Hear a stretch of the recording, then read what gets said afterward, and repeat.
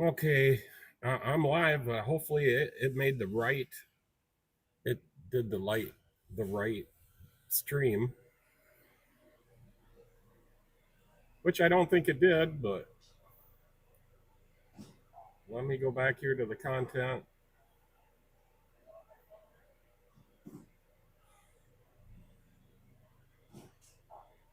Let me refresh this.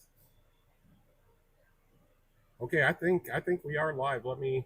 Yes, yes, we are live. So Michelle just pulled in. We are expecting some weather. I'm live. Hopefully it.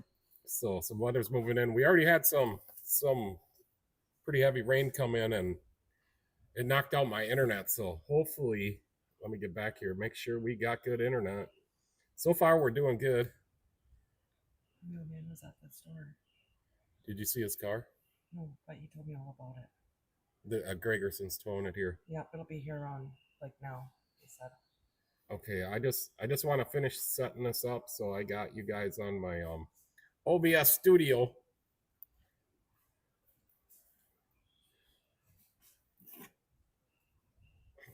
So just waiting for that to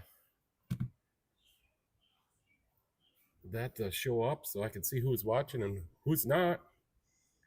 I got a lot to talk about today. Once we get started and some people start coming on. So let me see.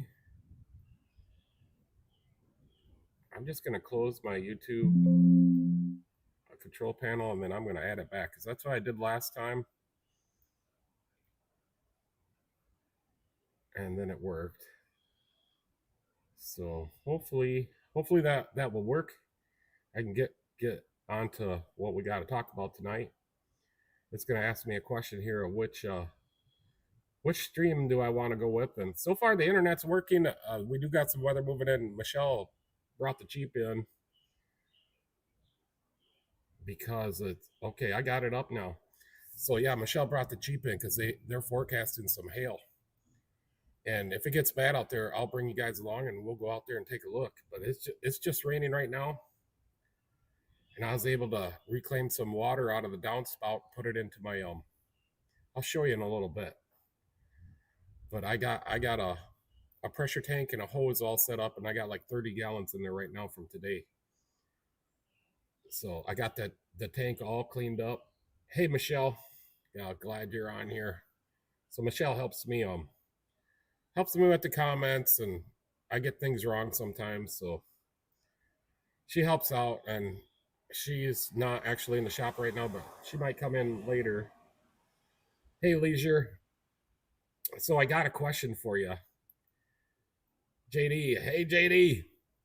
But Leisure, I was just wondering, so we go on Jeffro's Garage and Fab on his live streams, and he calls you Leisure just like I do. But when we were on Buff's live feed the other day, uh, I just want to know who's saying it right. So he was saying Leisure. So which one is it? And then yeah, so I got to tell you, we worked on Memorial Day, and I think we did like 6 cars. So we got fully caught up. Everything is done. I just had to finish some wiring on that cruise this morning, and hopefully you guys seen the video on that. But I worked on that car for like 15 minutes here and there, and finally figured it out. But yeah, there's not a single customer car in the lot right now. I'm so happy. But there's one on the way. There's one coming on a tow wrecker, and it's the mailman, and he hit a deer a few hours ago. So he's bringing the car in to see if there's anything I can do for it. It looks like Buff's going live right now, but maybe I'll catch him later. I only go like 2.5, 3 hours. Rob, hey Rob, how's it going? So yeah, I got a little bit to talk about, and I'm so glad that we got all caught up. There's not a single. Okay, so he said the tow truck just picked it up, and they're going to be on their way. And here comes another one. So he just said thanks, have a good night. But yeah, I was just wondering how to say your name, Leisure. I think it's Leisure. I don't know. Hopefully we've been saying it right. Leisure. Yeah. Okay. I got you. So yeah, I don't know. Maybe Buff will have to come on to one of my live feeds again so he knows how to say it. He was having a really good time when you were on his live stream the other day. Yeah, so I was just gonna ask everybody how they're doing, and Rob says doing well. Finally done planting all the garden. I think maybe a couple more buckets. But otherwise just time to weed for a few weeks. Yeah, so he sent me some pictures and it looks really bad. Like when the tow wrecker gets here, maybe we'll go out there and we'll just take a look at it. And it's on its good one too. Todd Z, how's it going? So yeah, I'm just hoping everything. Yeah, we got everything done. I'm so happy. So this is over here, this F-150. This is today's, and they told me the check engine light was on, but it's not. I run the codes, and it doesn't have any codes in the ECM or PCM, whatever. I don't know what Ford calls it. There's no codes in there that doesn't have a P1000, so that means nobody cleared them, and it's ran a drive cycle. So I'd noticed it's got some exhaust leaks, and it says something about a low battery. So I'll test this battery, and I'm gonna pick it up tomorrow morning and see what's up with the exhaust. I'm sure it's something with the manifolds. It's got a 5.4. But yeah, we're gonna. So that's, and then I got some rear shocks coming in on a 2000 Chevy that I forgot to put on. I did the front shocks, and I forgot that he wanted back shocks too. So rear shocks. So we got them ordered. But yeah, we worked on Memorial Day all day, got all caught up. We watched the Indy 500 on the day before. Oh, got the John Deere lawnmower. Let me show you. So the John Deere lawnmower was just kicking my butt, but I figured it out. So I got a picture here of what was wrong. So evidently, over the time of this lawnmower, and John Deere's, if you go in reverse, it shuts the mower deck off. So that's super annoying. But somebody unhooked that reverse switch, and they left the wires dangling underneath. I'm trying to find the picture underneath, and they got into the belt.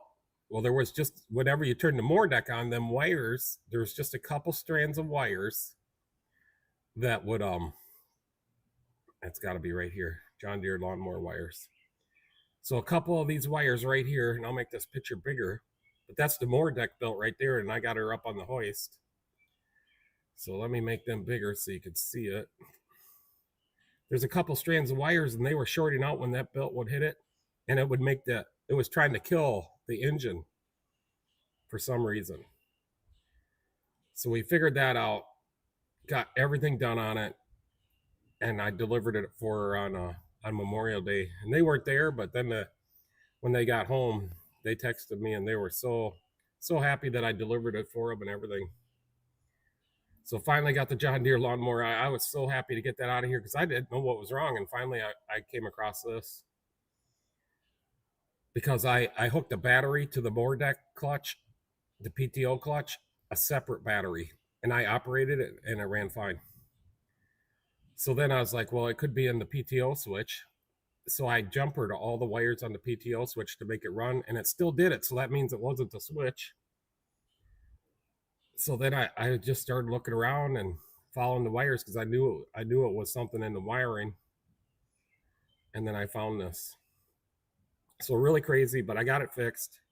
I just cut it off, and then I heat shrunk all the wires and then taped it up because none of these need to be plugged in. So Leisure says the reverse switch finally died on the John Junk. I put a toggle switch. Now I can easily reverse with the blades on, mulching leaves. Yeah, I know. I don't know why they don't put a bypass on that so you can do it. I always mow in reverse. I think that's a John Deere thing, and I think it's completely dumb and stupid. So yeah, got the John Deere out of here. And then let me show you on the Chevy Cruze. So I'll put myself back on here. So Chevy Cruze came in for a no crank, no start, and they told me they towed it here, and they told me that they think the starter's out. Excuse me. So I can reach back there and I can jump the S terminal to the battery terminal. It turns over fine. So then I'm like, oh, okay, I'll put the computer on it, and I'm like, it didn't really dawn on me right away, but there's some modules not communicating. So I went for powers and grounds. I checked them all, and turned out when we were pushing it in, then we pushed it in afterwards, and Michelle's complaining about the power steering. It's electric power steering, and it's not working, and it's throwing all the messages on the DIC, and then there's a steering wheel light on the dash, and Michelle says she doesn't think that's normal. And I'm like, I don't know either if that light should be on or not. So then, I start following. I'm like, there's too many modules not communicating. We got a CAN bus problem. So I go for the power steering because that's the first one on the. I could show you. So let me put you on the computer. We go to the internet. So if we go to Mitchell, so here you could see, you probably can't see because we're in portrait. But anyways, it goes to the power steering control module, then goes to the glow plug module, then the transmission module, and then down to the ECM. So the one from O'Reilly's, maybe that's easier to follow. So here's O'Reilly's one. But anyway, so I started at the power steering control module, and I could look down from the top, and I found the CAN bus wires, and then I'm like, they're going right down to the bottom of the car. I'm like, that's not good. So then, let me put me back on. So then I'm like, okay. So I lift the car up, and sure enough, let me show you what I found. It had a rodent. So here they are. The bottom picture is the knock sensor. So I just liquid taped those wires, and I taped them all back up. But this top picture, let me move this other picture down a little bit. But here's the CAN bus wire. So there's actually a CAN bus, and then there's one more wire in there. So there's 3 wires. And then I didn't mention this on the video, but I ended up soldering. So I don't normally solder, but this time I did. I soldered and heat shrinked it all, taped it back up, and this harness is actually replaceable. So, but that's Chevy Cruze diesel, man. Every time I work on that, I fight it. It's usually got a problem with the redundant fluid quality, and then it limits you how fast or how far you could drive at a certain speed. But this time it was here for no crank, no start. But I kind of battled that car a little bit too, but I found it, and I kind of like Leisure's comment. So let me go back to the comments if I can get to them. It's pretty good. So Leisure says, great diagnosis, Pete.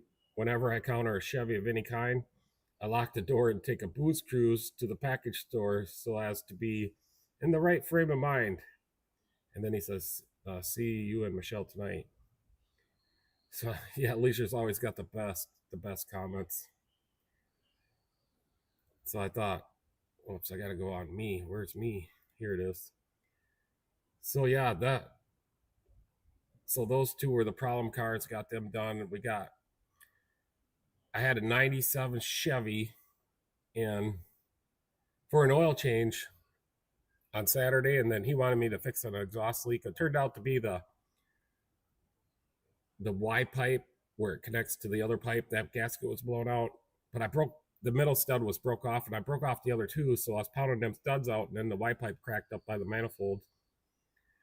So I'm like, this is now going to cost him like $1,000 to get fixed. So we went and talked to him. He cooked us some bratwurst that day, and then I slept over, or I slept on it, and I'm like, you know what? I'm just going to throw the welder up there and weld that back together, and then put the gasket in.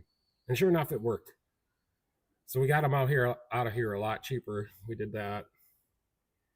So JD says he had an 2018 F-150 diesel in yesterday. First time I've ever seen one. Yeah, I'm not sure if I've seen an F-150 diesel. Yeah, I haven't worked on one of those yet. I have worked on the Chevy Duramax, the small half-ton diesel.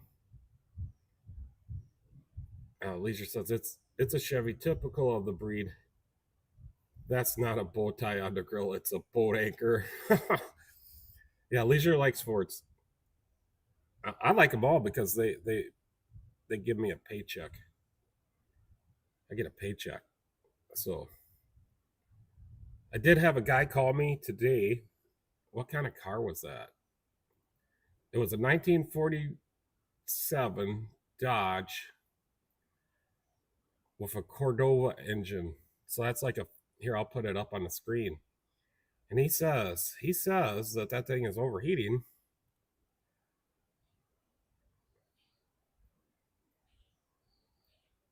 So here is a 1947 Dodge Cordova engine. He says it's overheating, but I would have no trouble looking at it. I told him I never looked at it a one, and then he's just like, okay. So he said that's what everybody's telling him, but I would have no problem looking at it. But the problem is, if it needed a part, I don't know where I'd get a part. And this one here has a 6-volt battery. So let me go back, get you guys out of here. Specialize in Chrysler products. You'll laugh all the way to the bank. Yeah, no, I get a lot of them in here. Not too many old ones like that. I think I got his number. I might call him back. I got his number. I might call him back tomorrow and say, hey, I'll look at it, find out what's wrong with it. If you want to help me find parts, if I can't find them. So how's the weather there in Nova Scotia, JD? Nice to have you here tonight. Yeah, I wasn't sure we are going to be able to do this because of the storms that are coming through. Because I lost all my internet on the first storm. So those were the first things I'm going to talk about. Another thing I can talk about is I talked to my hair cutting lady at the hair salon, and she says that she'll cut my hair, but she's pretty booked up right now. I'm pretty booked up, so I do got to get that scheduled because I lost the pole, and so I was just checking something here.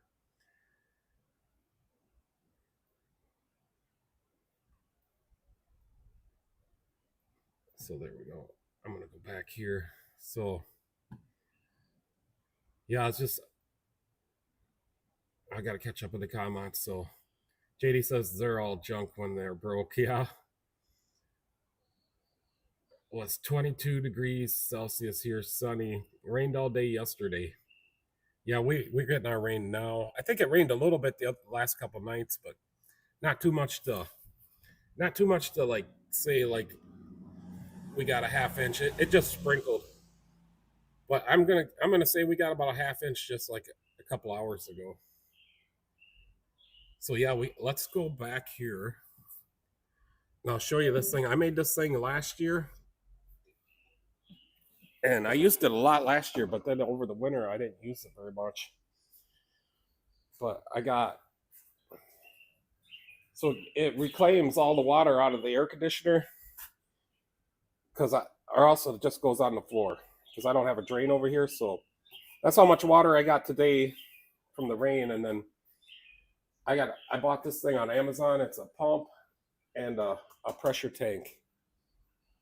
And then I got a garden hose on it, and let's just spray it. And I got the garbage can sitting out here because I got to put the garbage out tonight. And I didn't want to put it out right now in case we get a bad storm. But look at that. That's going out there like 20 feet. So I use this in the shop mostly for, so it just plugs in right there. I got a filter on it. So this is filtering before it gets into this thing out of the barrel. So yeah, I'm so excited. I got that all working today. Yeah, let's just peek out here. Let's just peek out here at the weather. So yeah, it does look like maybe we could get some hail off over there. There's my van, and Michelle's in the motorhome over there. Yeah, hopefully you guys are able to hear me. I don't know if I've gone out this way before.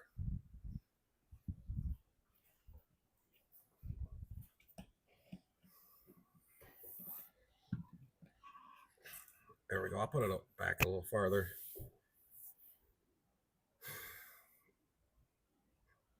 So Michelle says it was 88 degrees. Yeah, I had 89 at my house.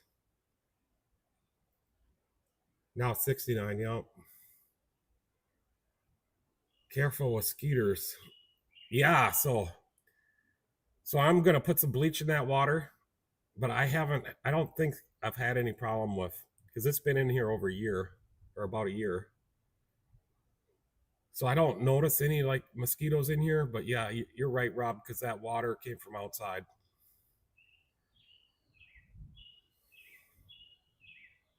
Yeah. Okay. Good.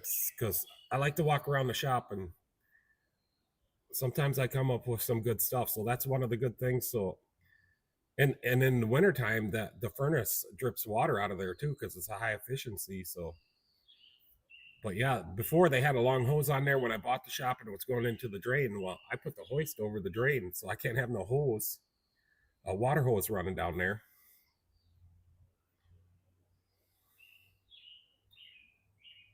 So Cash, I prefer to race modifieds. If I had to race one of those, I don't know, probably the Mustang. So yep, we worked on cleaning up the shop. I got all the oil drained into the barrels. So we got 150 gallons of oil saved up for next winter already. We need like 600. So yeah. Uh, what else do I got to talk about today?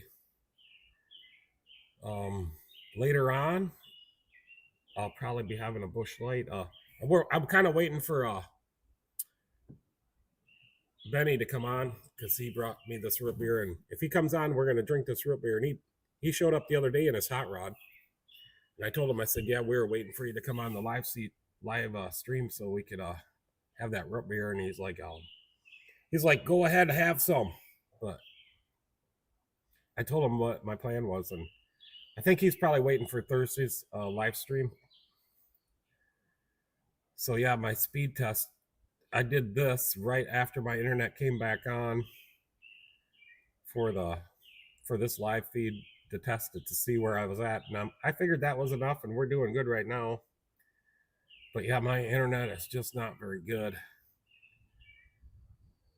Oh yeah, so the transmission, I'm gonna put myself back on. So the transmission in that 2021 Silverado, yeah, I got it in there.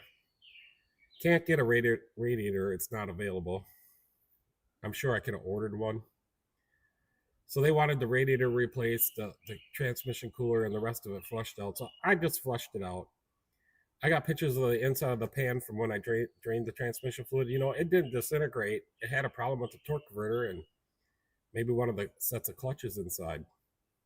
I'm thinking it was just a torque converter. Yeah, Rob, it's terrible. I don't know what to do. We don't have. I think Metro uses like AT&T towers, and we don't have an AT&T tower around here that I know of. There has to be one somewhere. My town is right on the edge of reception for AT&T towers. We have a Verizon tower just right outside town. But yeah, the transmission. So then, I got the fluid all flushed out, and I filled it up before I started it up, and I overfilled it. But the fluid that came out when I overfilled it didn't look good either. It was shipped to me with fluid in it. At least 2 quarts of fluid were inside the transmission. So, anyways, I filled it up. Then I programmed it, and GM, their server must be just overwhelmed. It took me 5 hours to get all my MDI2 and all my stuff updated so I could program the transmission. But I finally got it. We programmed the transmission. It would not let me program the ECM because it said it had the latest calibration already in it. So then after I got that programmed, I made a video on it, a long video too, of how to do this. So I just haven't got it edited yet. I will. So then I start it up, run it through the gears. I can feel all the gears. I shut it off, lift it back up, fill it up again, start it up, warm it up to where it's supposed to be. They said I could start like 140 degrees is where I could start setting the level. So I did.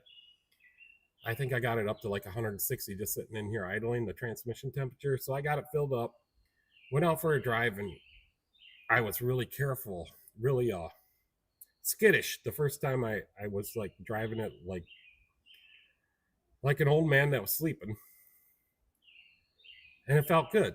So then I turned around, come back, and I drove it like a little bit more normal, not too hard. And when it shifted from first to second, it kind of like had a delay in it. And then when it shifted from third to second to third, it did the same thing. So then I stopped, put it in park, and then tried it again. It got better. So I kept doing that, and that all came out. So it was learning how to shift. And then I brought it back here, did another fluid check and make sure it was full. And the final fluid check I did, I took a fluid sample, and I got that fluid sample here. And I told him to come back in 1,000 miles, and we'll see what the fluid looks like. But yeah, I got that all done. They just finally picked it up today and paid. It was a little more. I never told him how much it was going to cost, but he said that was a little more than he was expecting. But it was a little more to do the job than a normal older style transmission. So, but yeah, that I wasn't expecting to have to program that transmission, but you do. I think like a transmission shop might reuse the transmission control module, so then you wouldn't have to program it. All right, here comes the mailman's car. We're gonna have to go out there. Your internet speed may have something to do with that. Yeah.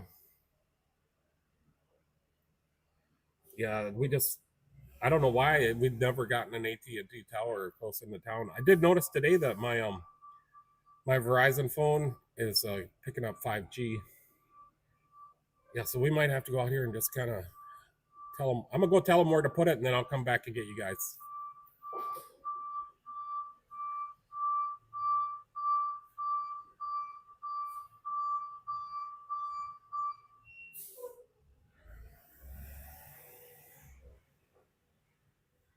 All right. We'll let him go ahead and unload that because I don't know if he wants to be on video, and then we'll go ahead and take a look at see what the damage is.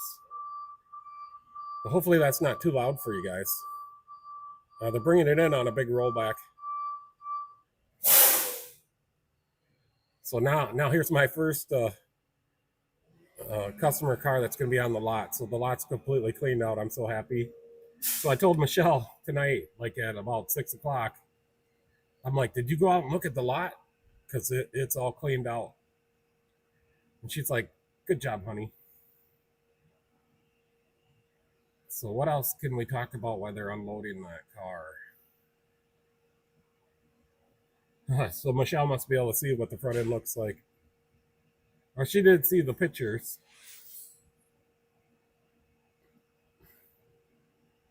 Oh, yeah, I remember what we're going to talk about. So I'll make a note of that right now so I don't forget.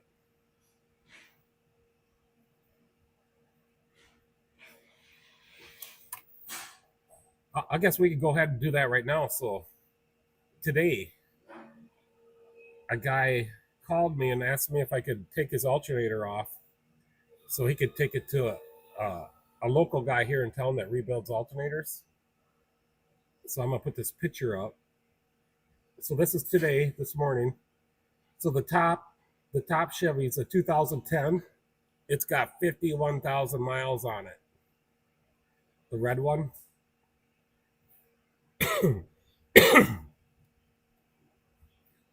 So it wasn't charging correctly. it would go way down, the battery light would come on, and then all of a sudden it would kick off and go. So pretty sure that's the alternator, but the guy he took it to said no, that alternator's fine. So I put his alternator back on. I tested his battery. His battery says it's junk, so he's gonna put a battery in it. He wants to do everything himself. So Leisure said Katrina would keep the lot clean. Oh, Michelle, yeah, Michelle went out and talked to the guy, the tow truck driver. Yeah, it's our favorite tow truck driver. He's here all the time.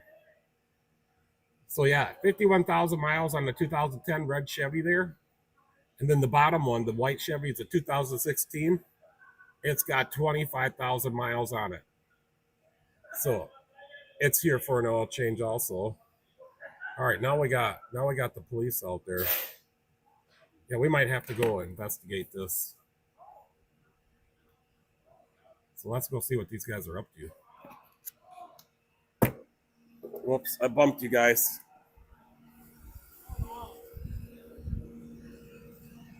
So we got the squad car and the rollback.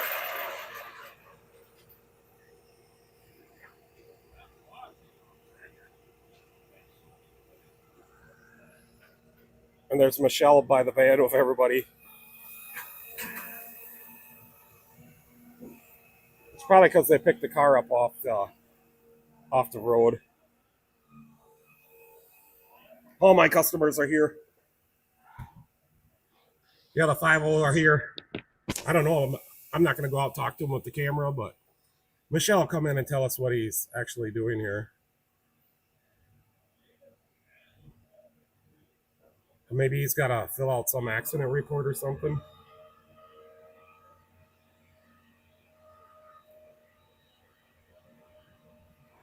So we call that cop, we call him the kid cop, because he's a younger kid and he beats the crap out of that squad car.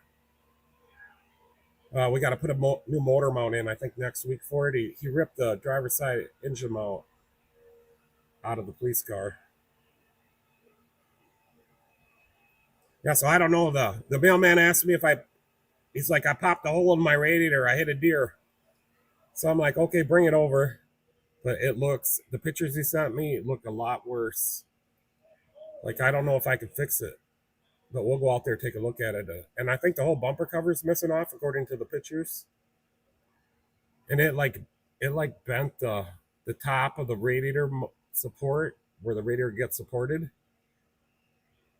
It bent that inward pretty good.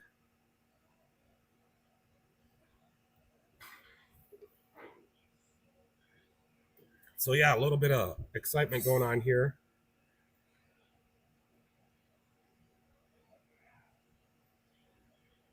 So maybe since they seen me with the camera, they won't come in here and talk to me. I think Michelle's got a handle out there.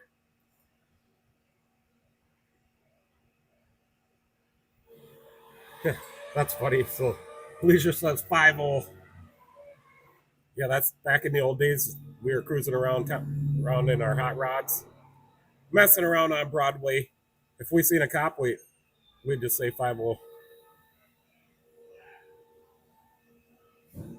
I don't know. Maybe the police are going to assist the mailman in getting the mail delivered. They're out there analyzing the front of that vehicle. It doesn't look like nobody's going to get arrested. He's got a smile. Michelle, tell you we're doing it live.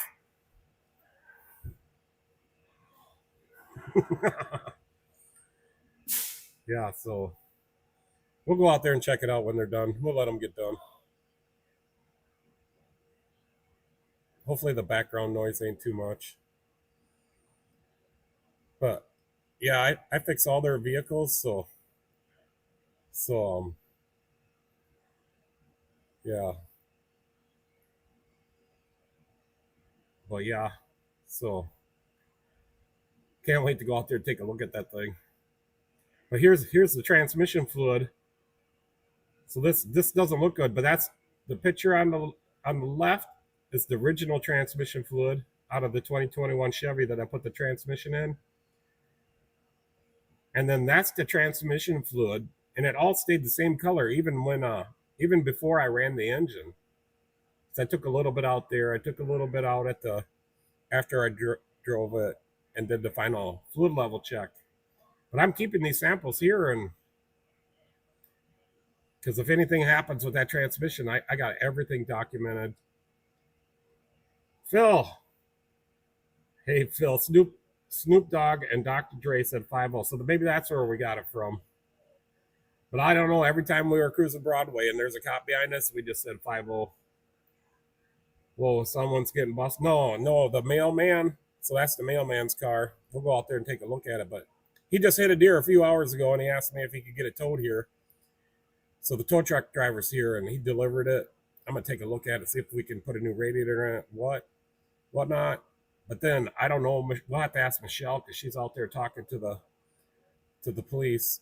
I don't know why they're here. I don't get it. I don't know. But anyways, they pretty much followed the tow wrecker in here. So as soon as they leave, we'll get the skimmy from Michelle and see what's up. Yeah, it's nice to have you here, Phil. So how's the weather in Florida? Oh, I'm glad everybody's coming tonight. This is great. Tell the deer there, make some deer jerky. Yeah, I don't know. Maybe that's what the police want to know is what happened to the deer. So the pictures he sent me, that's all full of hair, deer hair on the front. So we'll go out as soon as these guys leave. We're gonna go out there and check this out. I just don't know if they want to be on camera, so we're not gonna go out there and bother them. Michelle's out there talking to them. So it is sprinkling out there. They're all just kind of standing out there in the rain. So I can flip this camera around. Here's what I'll do. So if I just double tap the camera, there we go. So now you can see what I'm seeing.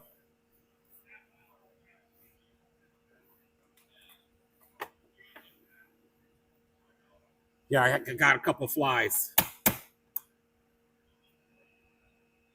Get into lower 90s, so yeah, that's pretty warm. How's the humidity? I gotta turn my microphone. No, my microphone's okay. So yeah, we're still planning on oh, you can see the lightning. Yeah, the storm's coming in. We're still planning on going to Florida for our vacation. Just waiting for gas prices to come down. I see they went down to $2.44 or something today here. So they did say that oil got slashed, and it's just going to be a trickle down effect till we see it. Yeah, Michelle wants her Jeep in here because there's a hailstorm coming, and it looks like it's moving in.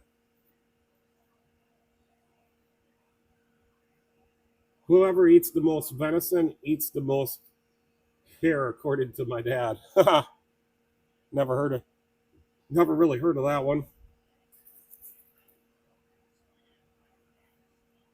Got my buddy's Jeep down here already, been cutting the frame rails out.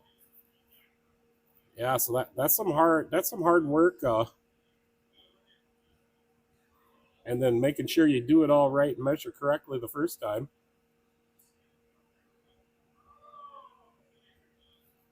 No, it's 4. I'm at 444. It was 459, but it went down today to 444 or 445. Sorry if I said 2. No, we don't have cheap gas up here. It's expensive for us. So maybe the cop was assisting hooking that thing up on getting it up onto the tow wrecker, wherever he hit the deer at. That's what I'm assuming. Humidity 80%. So my humidity right now in the shop is like 57% right now. Dog 244. Oh my God! No. It's I said that wrong. It's 444. Yeah. So Leisure, you're right. You're right where we are. 451. It was 459 here yesterday.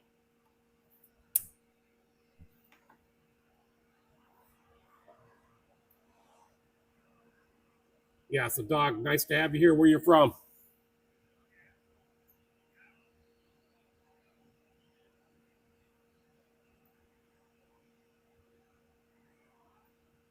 So Phil says we've measured 10 times, double and triple checked. Be a quick $1,000. Yeah, so that I done some frame repairs here, and they go anywhere from $700 to $2,000 when I was doing them. I don't do them anymore because my insurance don't want me to do that. And I just got a notice from my insurance today.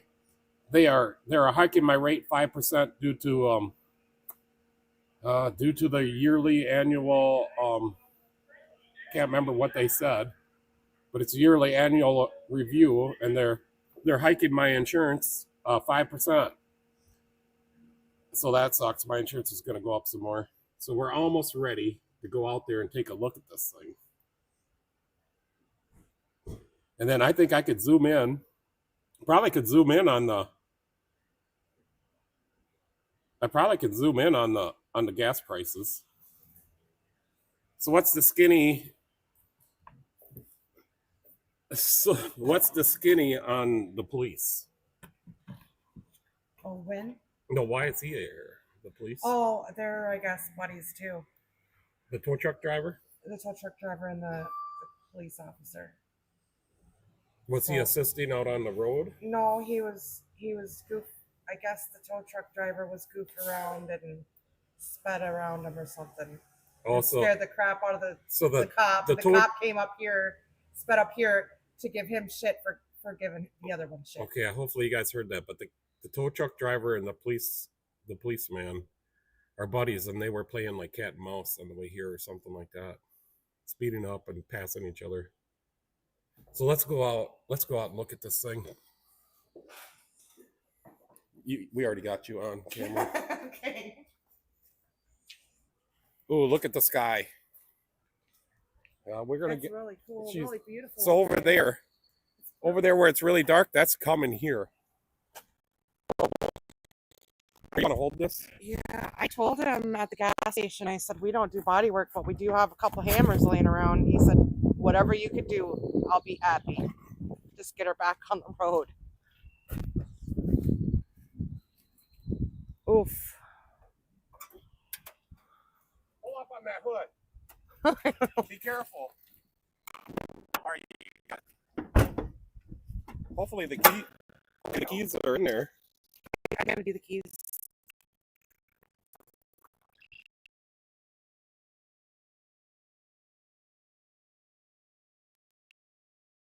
Here it goes. Look at all the hair from the deer. The radiator support's pushed back. Yeah, well, that's what hairy. That's what we were talking about, the hair. Yeah, the condenser's gone, the radiator's gone, the support's pushed back. I wonder where the bumper cover is. He said it's in the car. The whole front end's in the car. The headlight's just sitting in here. I told him I'll buff out the other one if we get it fixed. All right, will you set that hood back down? Just put it in the first latch. Okay. Yeah, so we do got some weather moving in right over there. That's headed straight here. Oh, I see some lightning back there.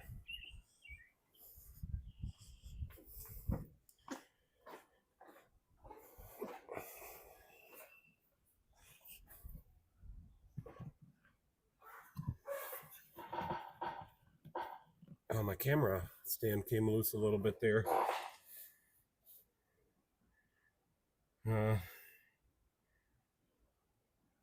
Let me catch up here. Is dogs named Dwayne like the dogs of the bounty hunter? I don't know. If it's no, oh, so he says, LOL, no bounty hunter, just a UTV builder. So what kind of UTVs do you work on? I got a Polaris Ranger over here in the shop. That's kind of it's supposed to be a 2016 Polaris Ranger, and it's got an older Razor front end on it. I got my Grand Am wheels on there, a Razor cage on it. So yeah.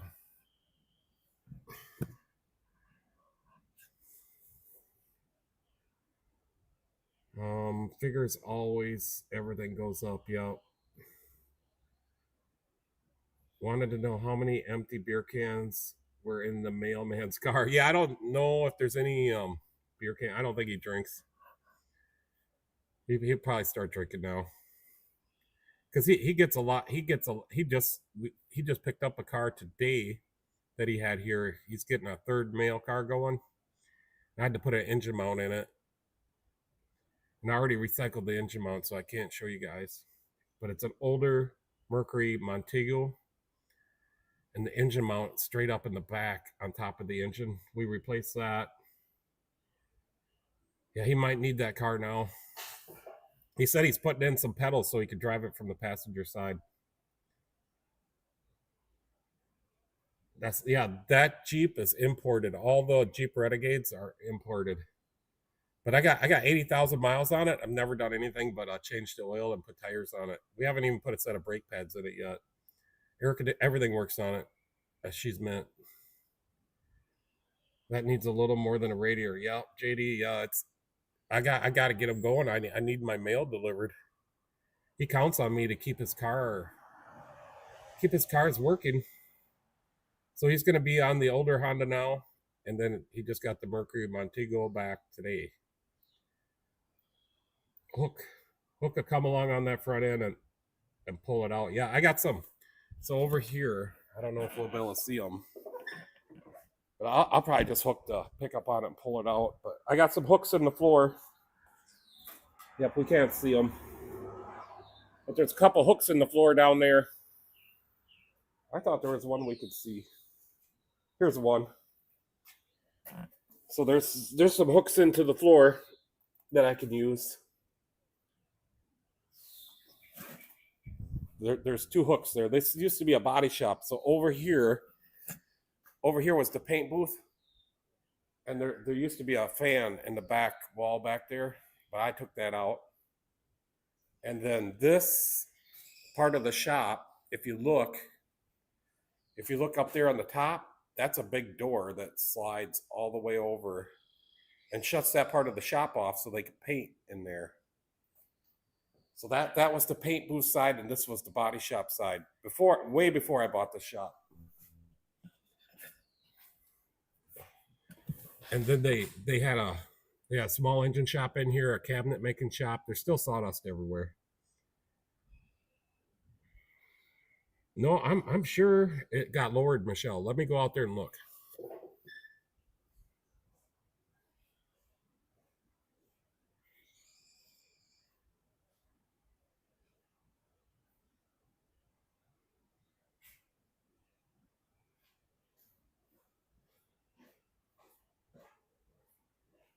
So gas, it went down today, Michelle. Gas is $4.44 a gallon. I got that right this time. Yeah, I don't know. Maybe we could put a big brush guard on there. And I don't know if you have to have a bumper cover on your car or not. I guess I could have the kid cop stop in and tell me the loss. We all got to support our mailman because he's like, we only have, I think right now we have like 1.5 mail delivery people. So he's taking on the routes for like 3 people. Rhubarb like they use in down under. I don't know. I prefer doing body work over mechanical, just me. Yeah, I've worked in a body shop and I ran the frame rack. But the body shop guys got so much dust and paint fumes, I was getting sick all the time. But I used to use an old style frame rack, and we had some old books, crash books we called them. And we'd measure everything out. I think they were in millimeters. Takes 2 weeks to go down 40 cents, but it'll go up 40 cents in one day. Yeah, so it's the trickle down. They got to sell what they bought at a high price to us before they'll lower the price down.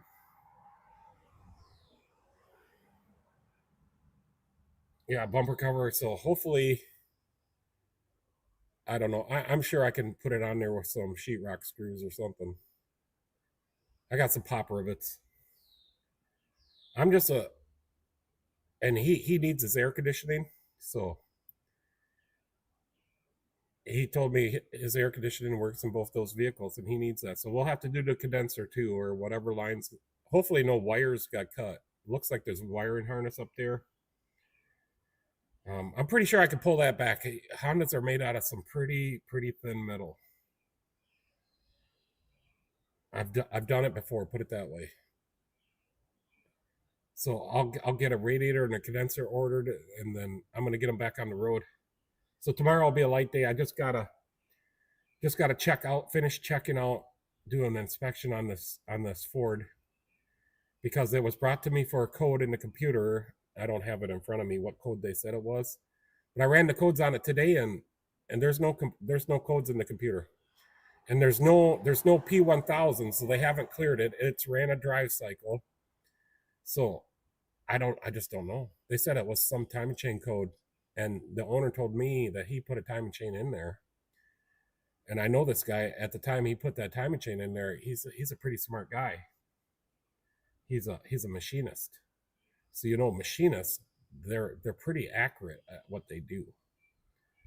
So I'm gonna say, and he put Ford parts in there. He told me, I'm gonna say that the timing chain is okay.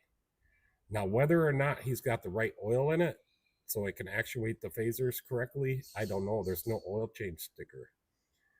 So I'm gonna look under there if the oil filter looks old, because the oil looks half-ass, and it's only a quart low.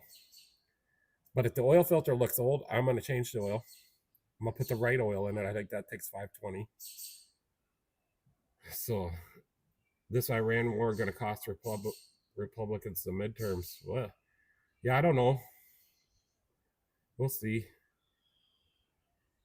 I just want the world to be a better place, and I want our prices to go back down. Cost of living, I got a bird in here now. Cost of living hasn't went down like day one as the gold we said would happen. Yeah, I don't know. I'm kind of disappointed about that. And then Elon or Ellen or whatever you want to say, with the Doge money, they said they were going to give that back to us, and I haven't seen a dime of that. Yeah, it's starting to lightning pretty good. Looks like my internet's doing good. They didn't know whose car it was or what happened. I explained, and I also told them that you were doing a live right now. Yeah, they waved at me. Did you show them Michelle on your phone? Were you guys watching a little bit? Because I seen them looking at the phone.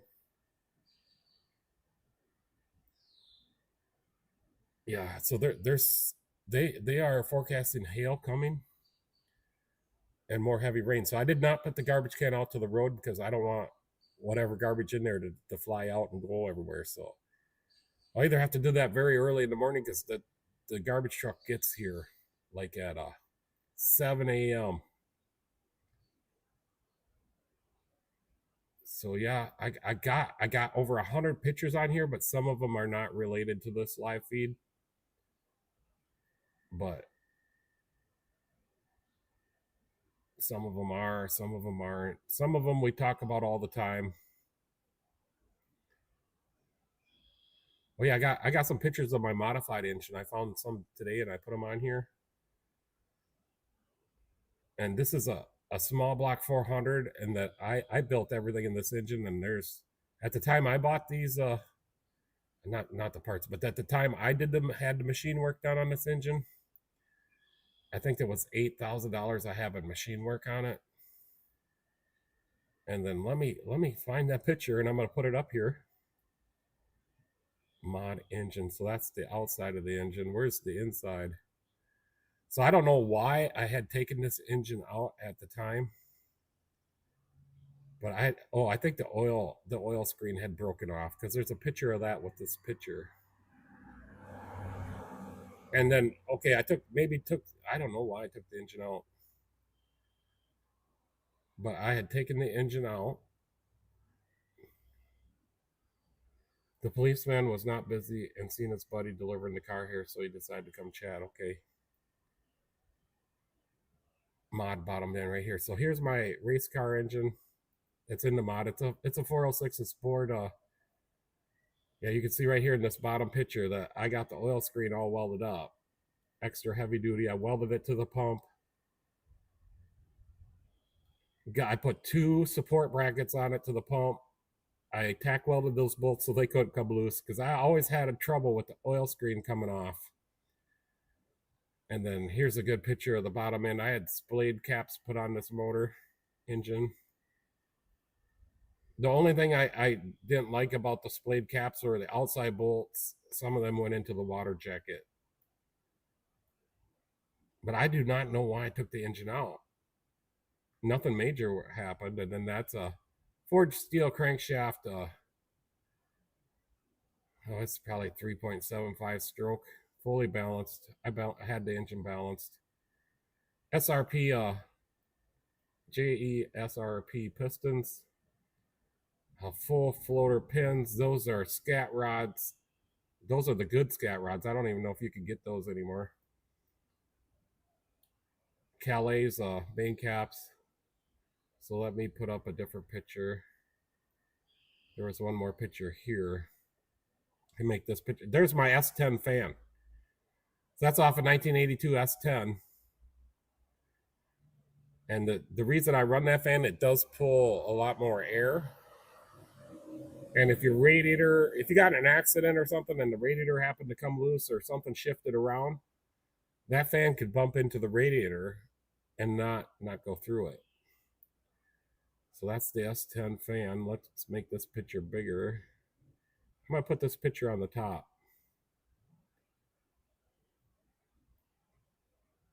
I always ran a dipstick. Other guys, they didn't run a dipstick. So that was unique to my modified because I always wanted to check the oil. You can see there I got the oil filter adapter plugged off on the bypass, so it has to go through the filter, which I don't know if that's a good idea anymore or not.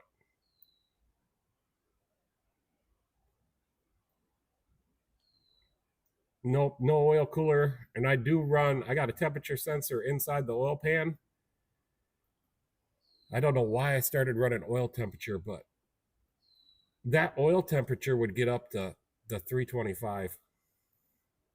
And the engine oil or the coolant temperature would be at probably around 200. And then as soon as you let off or get on a caution, that oil temperature should come right down.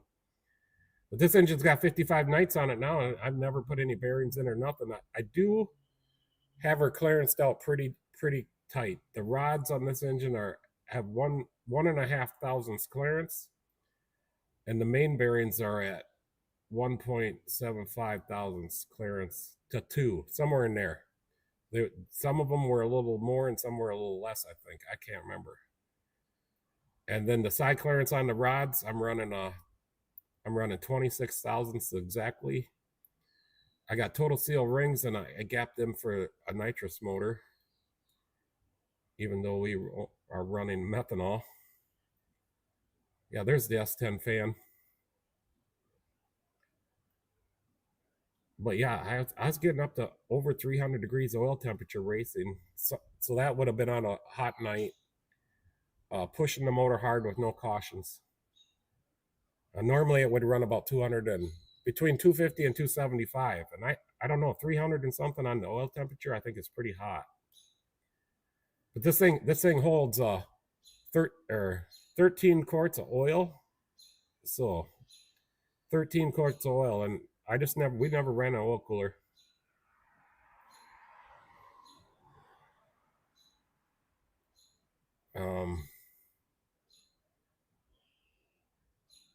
Yeah, down on the bottom. So I'd fill my oil pan up full. I think it took 13 quarts, and then I took the Chevy dipstick and I marked it to where my full was. The engine never used any oil. And we took the pan off every night to check for that oil screen being broken. Right here, the oil screen. But I don't know why the engine's out of the car in this picture. I don't know what I was doing, why I took it out. There's my Hooker Super Competition headers with a muffler cut in half because we had to run a muffler.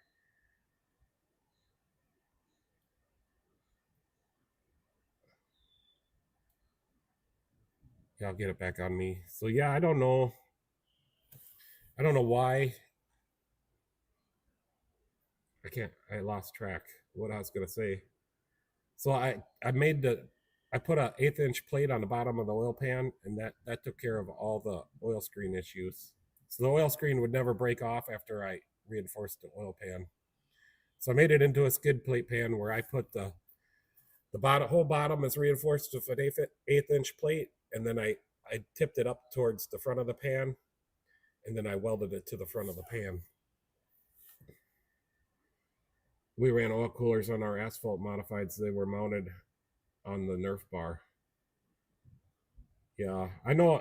One time in my street stock, we ran an oil accumulator because the guy was so worried about his engine that he built for me. But after that engine, I learned how to build engines myself.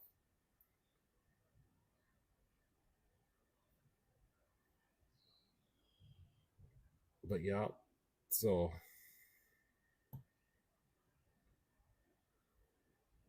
yeah, I got the lawnmower fixed. I was a little skeptical whether I was going to be able to fix that John Deere lawnmower. But once I found them wires and I fixed those, that thing ran beautiful. I mowed both ditches here. We don't really mow back there in the parking lot because it's just there was a lot of cars. So it was full. So just a few days ago, yesterday you could not drive in and out of the lot. It was so full. AccuSump, yeah, it was something like that.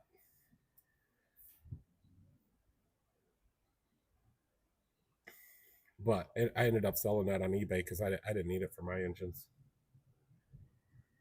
Yeah, it's kind of thundering and lightning. We should go take a look pretty soon. But it says my internet's holding in there, so that's good. What else? I got this picture. It's from a couple years ago, and that's my pellet burner, but that's my beer. I ain't had none yet.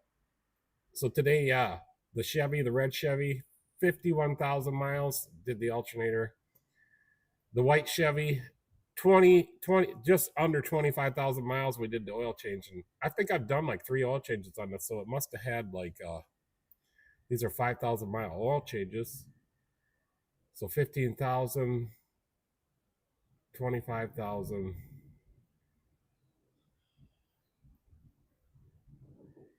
So let me figure it out. 25 minus 15. So I started doing oil changes on that white Chevy when I had 10,000 miles on it. The guy bought it brand new. And then when he came to bring that in, we were looking at, I think I'd done 3 oil changes. I could be wrong. And I think he brought it brand new, but I could be wrong on that too. But anyways, the red Chevy, we were both looking at that, and he's like, that's pretty low miles. And I'm like, well, when your truck gets that old, you're going to have less miles than that. And he agreed with me. Anheuser-Busch instant headache. Yeah, I haven't had a headache for a couple weeks now, for almost a month, I think. So I'm doing good on that. But I think I was just a little sick. I was getting some headaches. What else yeah, so this is the modified, that engine we were looking at. There's Michelle in the modified. This picture was taken last year.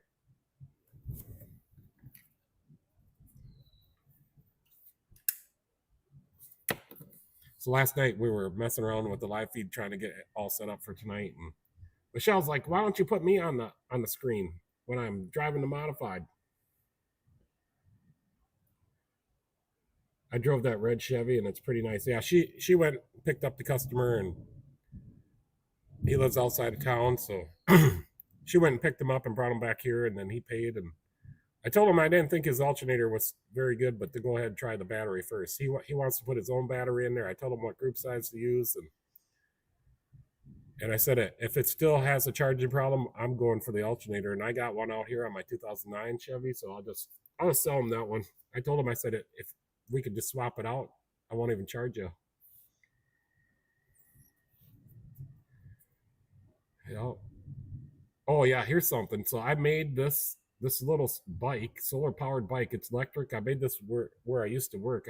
I don't know if we went through this before or not, but those are solar panels from new Subarus. When they sit in the lot, these come on, or they used to, on a Subaru when it sits in the dealer lot, or when it gets delivered from the factory to the dealer lot.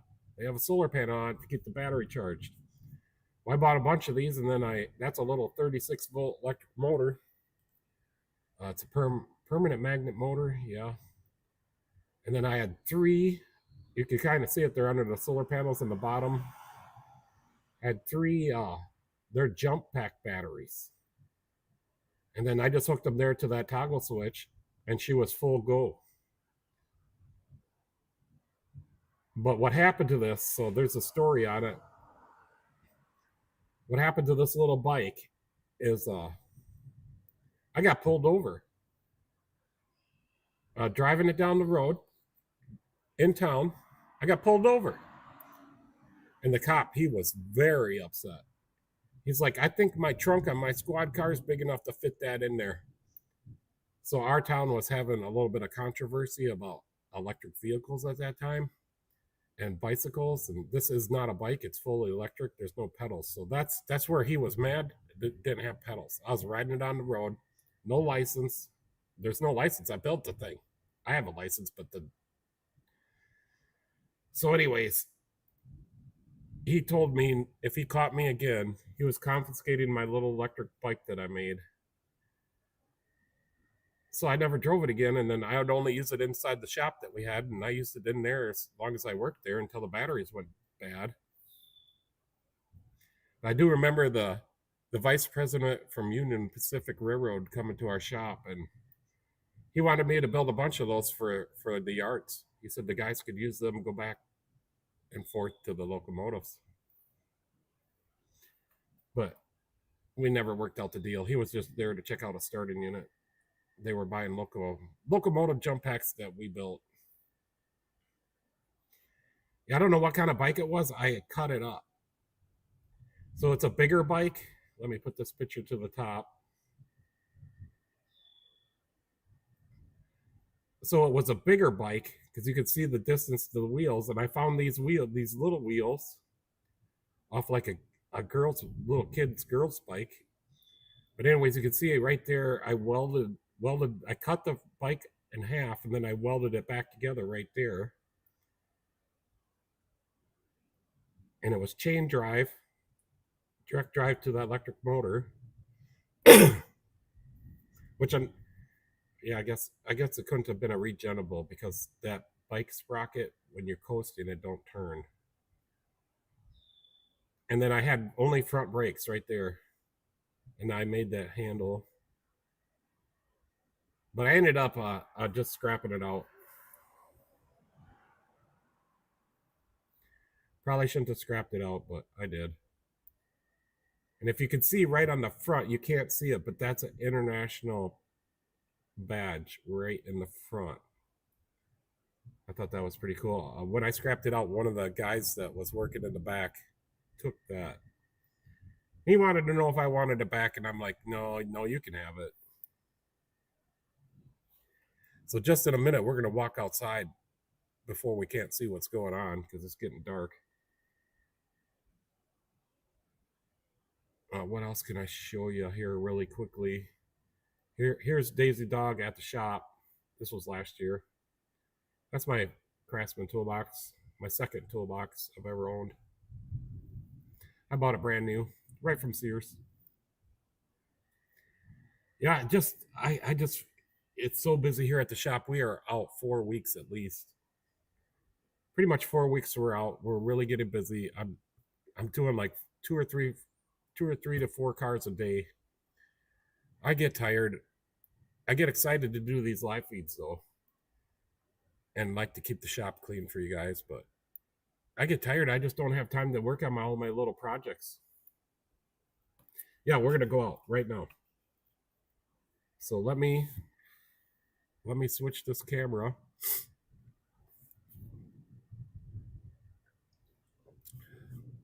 Let me switch the camera. We're going outside. So I'm going to flip it over to the other way. So I just double tap this and there. So now I can kind of see as we walk. But yeah, it's completely black over there. It's misting. It's kind of like foggy. It's thundering right above us. There's a gas station over there. I don't know if I can pinch and zoom or not, but I can see over there. It's $4.44 a gallon. This looks really cool right over there. The John Deere is right over here. And then we got my building, digital side. Yeah, so the mailman, man, I gotta get that car going for him. It's starting to rain a little bit heavier. I'm gonna head inside, but that looks really kind of cool over there.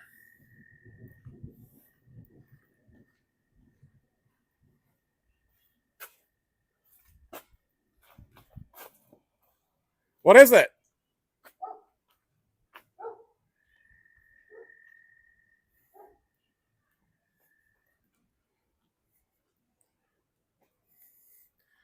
Daisy's in the front. I don't know. If she's flipping a. Yeah, we can't see you.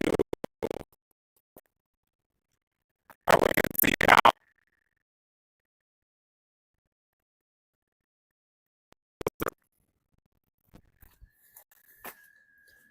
There's my F-150. I got to fix the driver's side frame on that.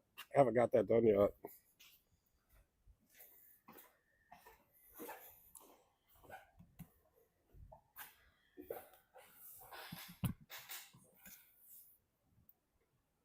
This looks like Stonehenge across the street. Yeah, with all their tractors and everything they got over there.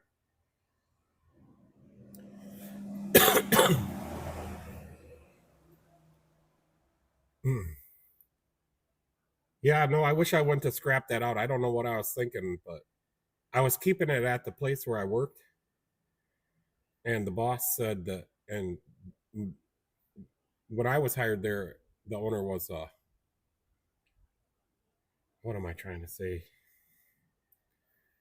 Well, the owner was a he, and he liked me. Whatever I wanted, I got. But he died of leukemia, and it was the what do you call that? Chemotherapy that actually killed him, I think.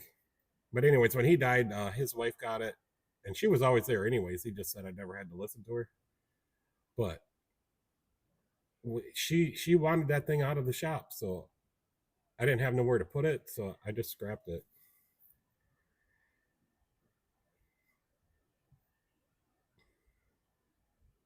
Electric bar stool, why? So we could spin Michelle around in circles? Yeah, I could do that. So it goes up and down, put an actuator on it. Yeah, she complains about my chair that I got here. It's the damper on it sinks down by itself. So I loaded up with some good penetrating lube or whatever. I got some stuff called Nano, and then it's good for like it's good for a week or two, and then I gotta spray it down again. So maybe we could make it go in circles and go up and down. Yeah, if Michelle gets out of hand, I'll just make her spin in circles.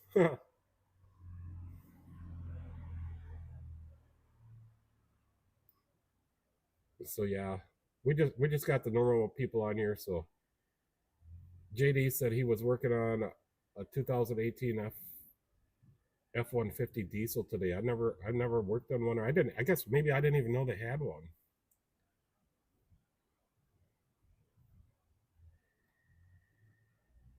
Yeah, 2008 F-150 diesel coming. Oh, yesterday, first time I ever seen one. Well, what did you work on today, JD? And then Phil's working on a. What did he say? He's putting in frame rails on a. I'm telling you, Phil, my memory is just a little. Yeah, it's starting to rain a little bit. Yeah, Buddy's Jeep been cutting frame rails out, so he's gonna replace some frame rails.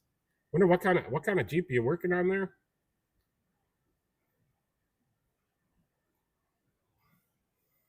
Phil, if you're still there. So yeah, I was just wondering, Leisure, what do you think about Buff's lives? Were you there that day he got so mad? I was like, man, he's just gotta relax a little bit.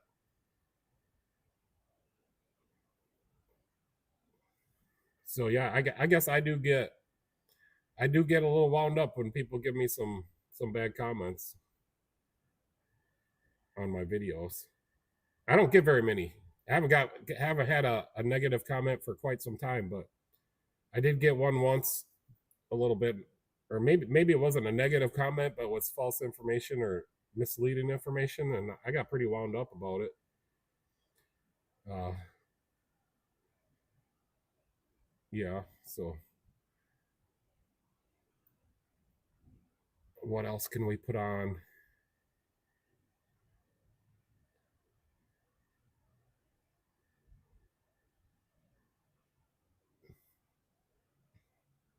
Yeah, he was really upset, and I don't think his health is that great to be. So let me here. We'll do this. So Buff has some live feeds, and he's pretty smart. He works on airplanes, or had worked on airplanes. Aviation engineer, I think he said he was. So let's just go look at his channel. So here's Buff's channel, and I think he's doing a live tonight. Let's see. He's doing a live. He's got 32 people watching it. He gets a lot of people. He's a really nice guy, and his wife Kim, she does a lot of work on them old cars. So it's a Valiant they're making into a pickup. That's really cool.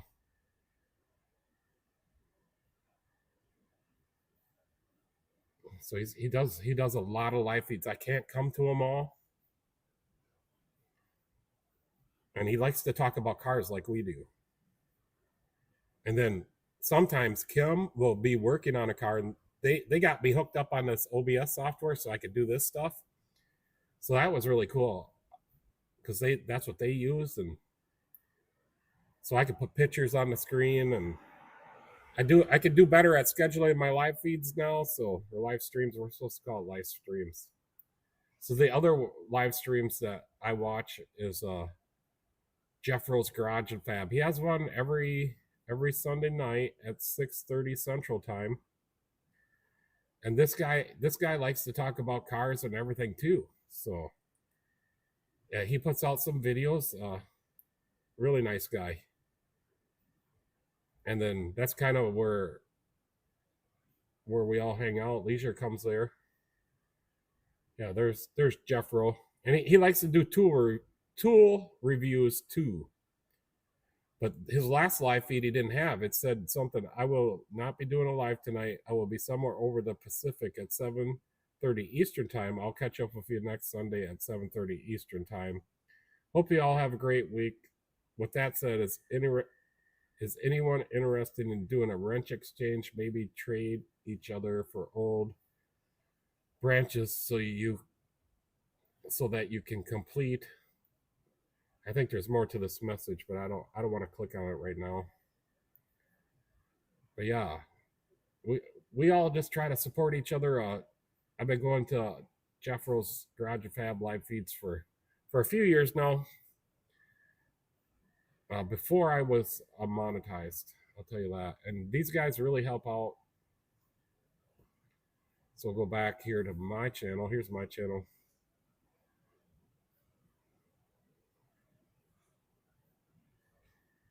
All right, I'll put myself back on. So yeah, I just like to do on Tuesday nights, get into the short feed and try to catch some new people, because I know they just scroll right by or whatever, but I like to see if I could catch some new people, and it does show in my analytics that I am getting more views. I'm getting more views being on the short feed, and then also in the short feed I can turn my monetization on, and it doesn't like cause you guys to see a commercial. What it does is it throws an ad down there by the comments, is what Michelle says. So on Thursday nights, though, I leave it off so it doesn't interrupt us when we're chatting. Oh yeah, so I wanted to show you. Let's put it back on the computer screen, and this will be better for Thursday night. But I wanted to show you. If I go to O'Reilly's, so I got First Call Online, but here's the wiring diagrams for that Chevy Cruze. But they have all the other specifications. So if we go to specifications, the built. So I want to click on the built illustration. Here's the built illustration. That's so easy, so quick, faster than Mitchell. They got stuff here for the brakes, all that, charging and starting, battery specifications, diagrams, engine specifications. So I'll use fluid capacities a lot, and automatic transmission lubricant recommendations. So I'm not sure what this is. I would have to Google it, but it's probably Dextron 6.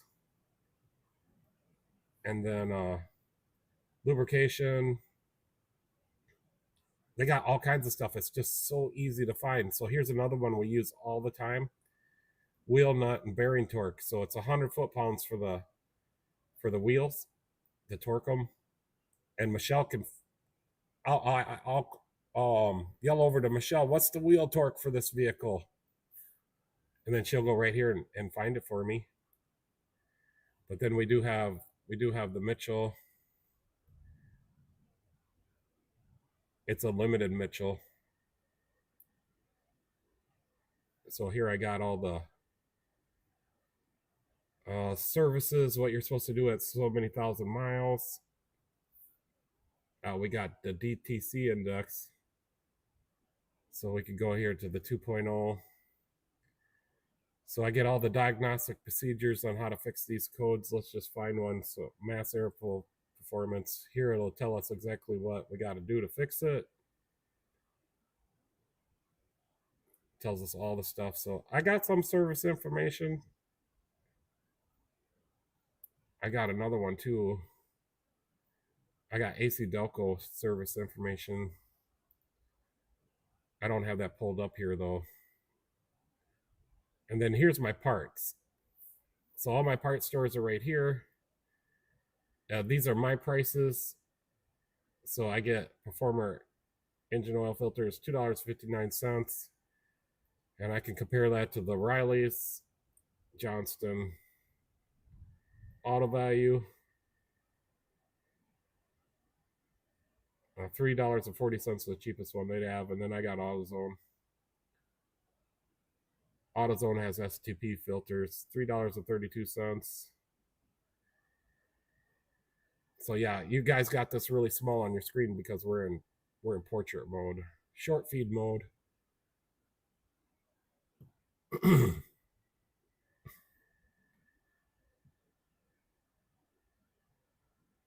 So let me put you back up on my page, and then we'll go back, and I'll put myself back on.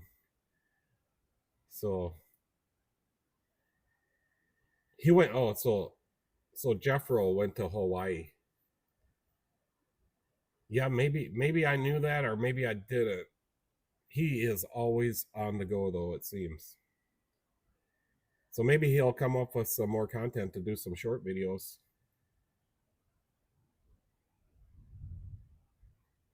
So yeah, well, I guess we'll find out then on this next Sunday when we go on to his live feed.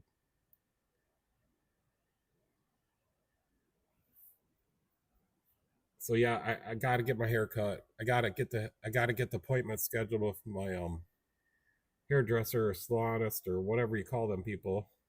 All right, we're back reconnected. I had a little technical difficulties there. We're back reconnected. I had a little technical difficulties there. Put this up. Technical difficulties. So the internet's going in and out right now. So put this up. Technical difficulties. So the internet's going in and out right now. So hopefully you guys I'll stay on, but it reconnects. So OBS Studio reconnects.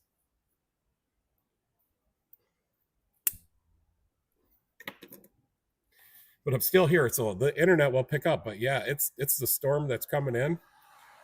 For some reason, when it storms, no matter what internet I have, it always is not very good. Please stand by. Yeah, Mr. Green, a little delayed back now. Yeah, we're having internet trouble, so and I'm just having a cigarette right now, so I put you on this page. But yeah, we got a lot. We were talking about a lot. Let me put up the Chevys. So today we had in this red 2010 Chevy, and it's got 51,000 miles on it. I pulled the alternator off for the guy so he could run it to the local repair guy, and they said it was good. But I tested his battery. His battery says replace. So I told him to try the battery, but I still think the alternator's glitchy. So he's going to put his own battery in. And if it still has problems, he's going to bring it back here. And I got a 2009 Chevy out back. I'm going to take the alternator off that just to make sure it works, which I'm sure it will. Yeah, it says my internet's back on now. And then the white Chevy on the bottom is a 2016 Chevy. Yeah, that's what I'm doing right now, too, leisure. But anyways, the 2016 Chevy's got 25,000. It's just under 25,000 miles on it, and it's for sure the second oil change I've done on this truck. So I've been doing oil change on it at least the last 10,000 miles. It had my sticker in there. I saved my sticker, so we can go look at that in a minute. So Mr. Green, I know you're in my commenting, one of my commenters, but where are you from? So we all like to, and I'll try to remember where you're from, but we always like to talk about what the weather is exactly right now. So it's like it was 89 degrees today, and it's now like 60 something. We got a storm coming in. They're forecasting hail, so Michelle had me bring the Jeep in. But I'm sure you probably told me where you're from. Maybe I don't know. Maybe you didn't. But I know you've commented on some of my videos before.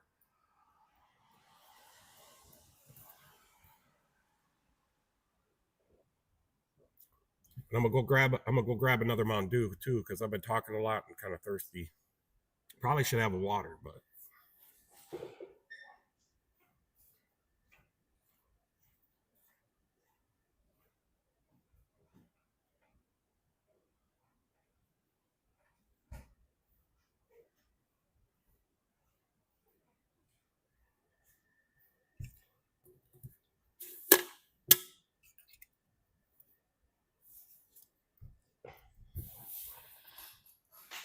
yeah, I'm back. So yeah, let's go to another picture.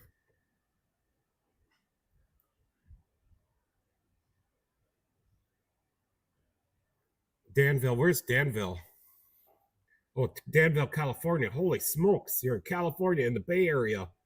Little overcast out here, 7:25 p.m. still light out. Yeah, it's 9:25 here and it's dark now. Well, we got a storm rolling in too with lightning and everything. I can put that back on the screen too just in a minute. And then I had a John Deere lawnmower in my shop the other day, and it's been here for 2 weeks or 3 weeks. I could not figure it out. I'd done everything to it, cleaned the carburetor, but it turns out here on the reverse switch, because the John Deere, when you put it in reverse, it shuts the blades off. And somebody unhooked that switch and they just left it hanging there, and it got into these wires. So when I turned the mower deck on, the engine would run like poo. It would miss and pop and bang and barely pull itself. So the other day I brought it in and I'm like, okay, I'm gonna hook an external battery up to that PTO clutch and turn on the mower deck. Sure enough, it runs beautiful. So I was able to trace that down just by doing a process of elimination. I used to have some cousins that lived out in California, and they moved back here to Minnesota because my uncle got a job at Wonder Bread. So I'm going to put you back on the phone cam, and we're going to go. What were we going to look at? Something. And it was something over there, but I can't remember what it was now. So yeah, we're just all talking about everything tonight, or at least I am. Sorry about that. But it was something over here we were going to go look at. Yeah, so I could walk around the shop. Oh, I did buy some Matco tools today just because I felt bad for the Matco guy. And he said these are made in China. And I don't have a long one like this, so that's kind of why I wanted it. But it does say Matco, and he's going to warranty it if it ever fails. And then I bought a adjustable spark plug gap spark tester. So we went to our class, and it says you need to test your coils at 3/4 of an inch gap. And if they can't fire a 3/4 inch gap, they're bad. I don't know if I believe that, but yeah, we're going to come over here and look for something. I can't remember what it was. Yeah, the nano stuff I use right here, this stuff is like a graphite penetrating lubricant. But you can't put the stuff is so thick you can't put a straw in there. It won't spray out. Gosh, what were we going to come over here and look at, Mr. Green? I can't remember. Oh, there's Michelle's zip tie holder that she made. We do got to cut this one off right here, Michelle. It's the wrong. We didn't calculate it right. Oh yeah, the oil change. So today, here's the oil change sticker from that Chevy, the 2016. So 24,987. So that means I changed it at 20,000 for sure. Yeah, these are all my oil change stickers. I've only been doing this for like 3 or 4 weeks. I've been putting just mine up here, just for no reason at all. Maybe this is the reason, so I could look back at this one and say, yeah, I did that one at 24,000 miles. So let's see if we can find. Here's one at 31,000. I did.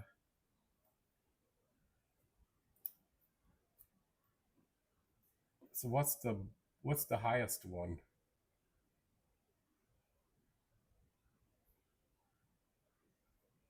$296,000 on whatever vehicle this was, and that's a full synthetic because it's marked 5K. 193 down there, 213 up here. So nothing too impressive, but we could come over here. I'm gonna switch the camera around. So let's come over here. And here's some just random ones I save out of cars. But there's an interesting one here.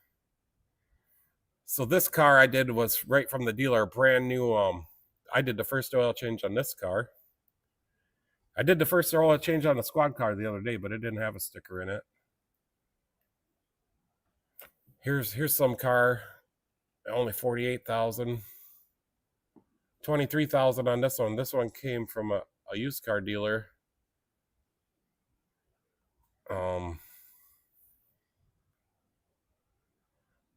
Yeah, I don't know why I save these, but I just do. A couple ones here from Walmart. Here's one from the dealer. This was dealer serviced. 19,000 on this one when it came in.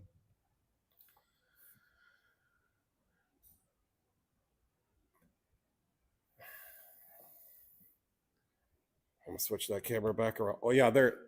So I'll switch it back. So there I am. I got myself up here on the TV.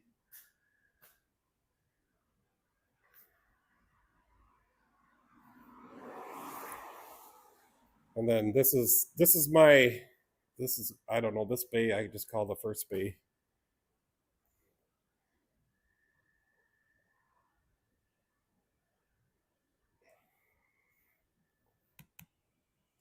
So yeah, that's what we're gonna do over there. We're gonna look at that oil change sticker. Glad I remembered that. Mr. Green says shops looking good. Thought I saw some kind of quad 4 sight on the wall in the Ultra. Yeah, I gotta get that here. That was a high output quad 4 coil cover. Yeah, so I got a picture of that car. Yeah, we got here. You're gonna get a kick out of this, Mr. Green. So here's one car that I put the. Where's the other picture? Oh, it's over here. So this was a 91 Grand Am that I put a Chrysler 2.2 turbo on it. Michelle has a duck on the dash. Yeah, no, I don't like them ducks. But where's the original Grand Am? And I got all the engine parts for this. I got a set of high output cams, maybe a set of W41 cams. I got the engine block, I got the head. I got the 125 TH125 transmission. I just gotta find it here. Where I got like so I got like almost 100 pictures that we can look at.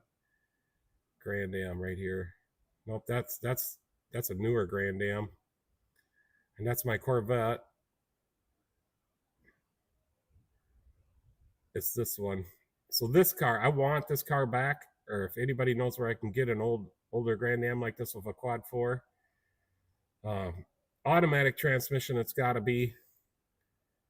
This car was super, super fast, and that's what I had the coil cover on that Mr. Green was commenting on. It's in the garage. I got to bring it in here and put it on the wall.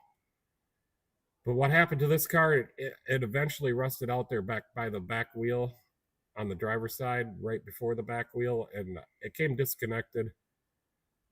I probably should have kept the car, and then I could have welded in some new unibody.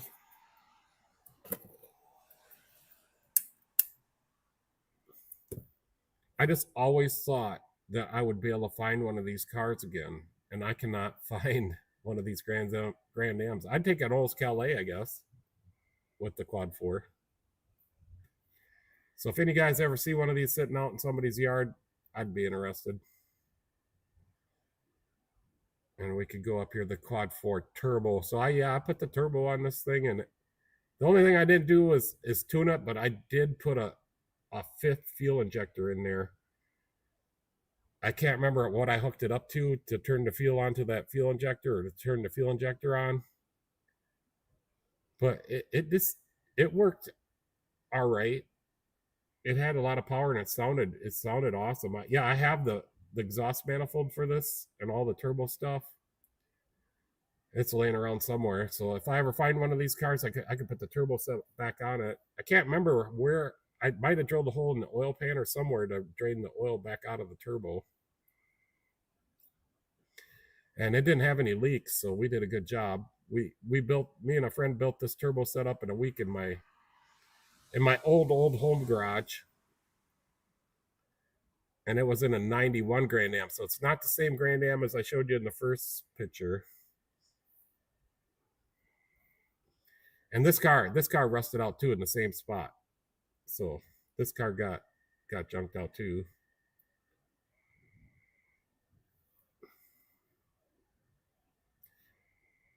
Yeah, I never see them anymore. Yeah, I love that engine. So in the other Grand Am, let me find that picture. This was probably right when I first bought it. Well, afterwards, because I got the Skyhawk wheels on it. But anyways, before I bought it, I worked at the car lot, and the head gasket was out. So I pulled the head off. We got it machined. I went to put it all back together, and the timing chain tensioner, the oil pressure tensioner, flew apart on me. And the little piece inside there, the little plastic piece, is supposed to have an oil bypass hole in it. Well, I made one out of some nylon that didn't have a bypass hole in it, and it put extra tension onto the timing chain, which then what that did is it gave the engine like a power band, like a 2-stroke, and she would go. And the more oil pressure it had, the more pressure it put on that timing chain, which was, I don't know if it was advancing the timing. I would have to assume it was. Never had a check engine light or anything like that.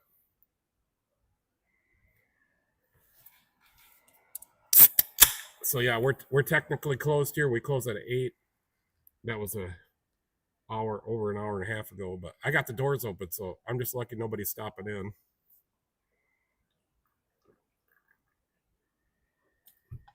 But yeah, I wish I could find one of these cars again.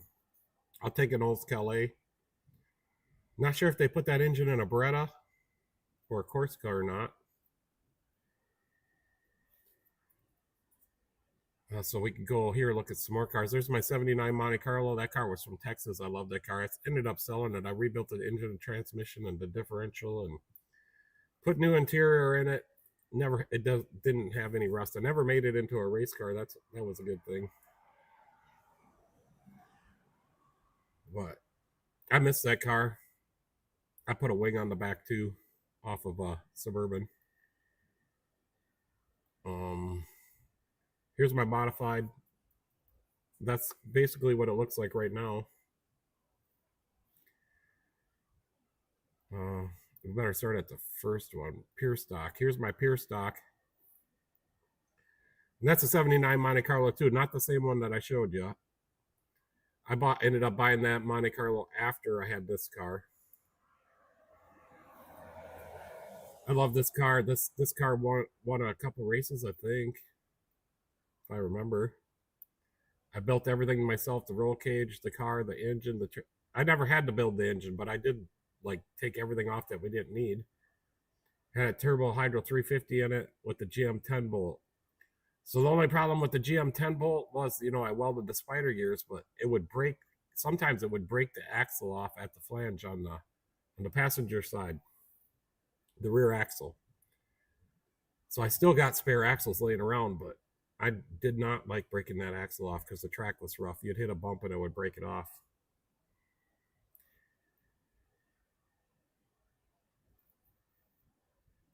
Yeah, Michelle's talking about the modified. She drove this car. We were out practicing at my brother's. So where this picture was taken, we can race around out there in the grass. And there's kind of a little like dirt driveway that I can get on it. And we just we switched from methanol to E85. I switched the carburetor all over myself, bought some new metering blocks, jetted it all myself. And I was just wondering if, it sounds good in the shop and it revs real clean and everything. I just wondered if it was lean or rich. So we thought we'd take it out there. Michelle drove it around. I drove it around. I got on it pretty hard, all wide open. And she runs clean all the way to the top. I did not pull a plug to see if it was too lean or not. So we just were out there kind of playing around with it, but I figure I'm going to jet it up even higher. It's got a 406 roller, full roller. And okay, so we'll go to street stock. Here's my second car, and this is like an 81 Monte Carlo. I didn't like this car. I blew up a lot of engines in it. Never won any races in it. But it's a Wasota street stock, ran Hoosiers. And then here's my third street stock. I won at least one race in this car. I learned how to build engines, make them last. Napa, I had Napa sponsor me. I had a bunch of people sponsor me, even Milwaukee Tools at one time, but I think that was in the mod. Here I won in the mod. This is the first year I raced this car. And that's me. You want to see another picture of me? This picture was when I was I'll put this up on the screen right here. So this picture is me. And I think I'm 15 years old. I can't be for sure. Mom came and seen that so I used to run in the modified, just the regular heavy duty GM starter. Never had any trouble, but later on, as I worked at the starter shop and the starting unit shop, we had an alternator starter shop and motor shop. I had found a newer style gear reduction starter for a GM, and that's what's on it now. And it works really good. So I think the starter I put on there is off a 350, but I got a 400. I was able to make it work.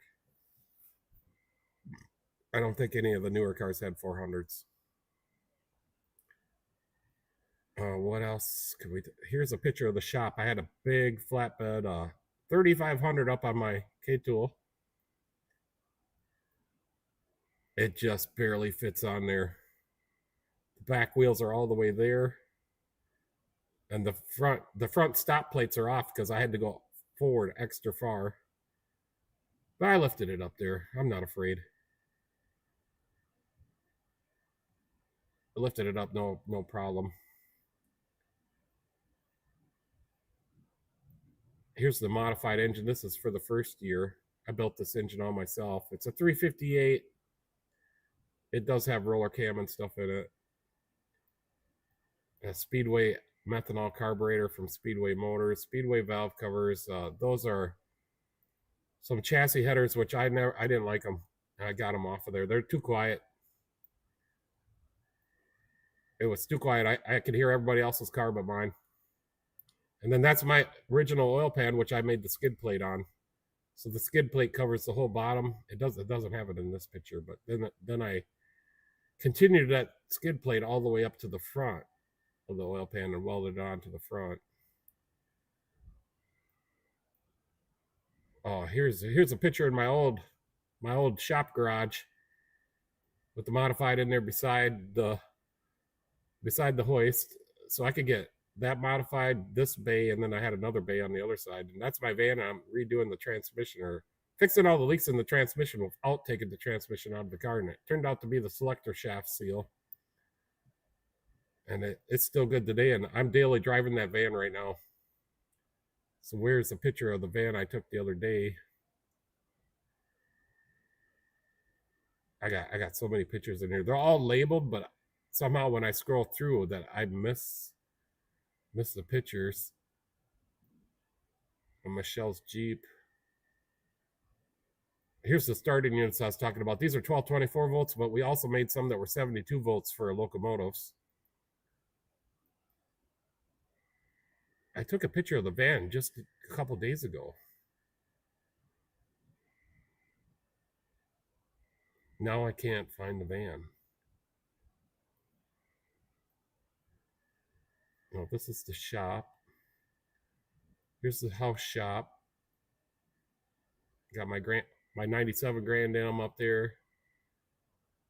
Yeah, so there's another bay. So where the lawnmower is where the race car was. They got the middle bay.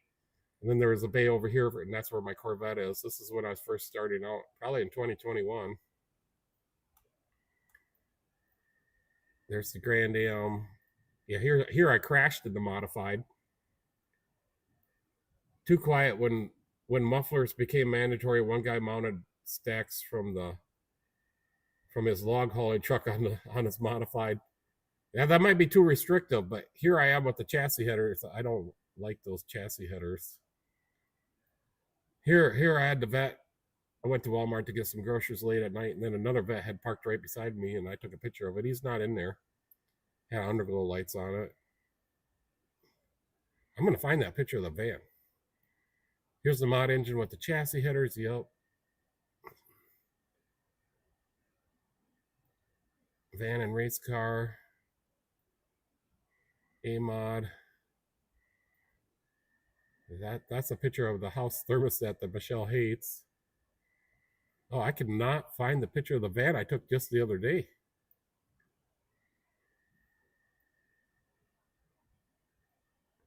So that's one thing about this OBS software is it's kind of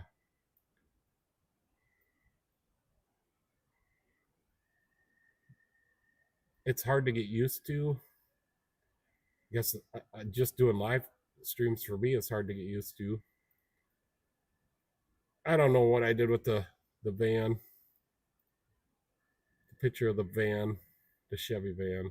And I'm daily driving a 1979 Chevy van. Oh yeah, that's what I wanted to talk about. So that's got a Rochester Quadrajet on that van. It's never been rebuilt. Because I've had that van for probably almost 20 years. This van. And it sat in the guy's pasture for I don't know how many years it was, but a long time. So if it was rebuilt, it was rebuilt many, many years ago. And this van sits outside all winter. I don't drive it in the winter, but it starts up every summer by itself. And we're daily driving it now. So we got to go over to get some lunch sometimes. And we just took the van to the... How come I can't find the picture of the van, Michelle? Oh, here's one. Oh, here it is. So that bottom picture just was taken a few days ago. It's parked right out in front of my shop because I daily drive it now.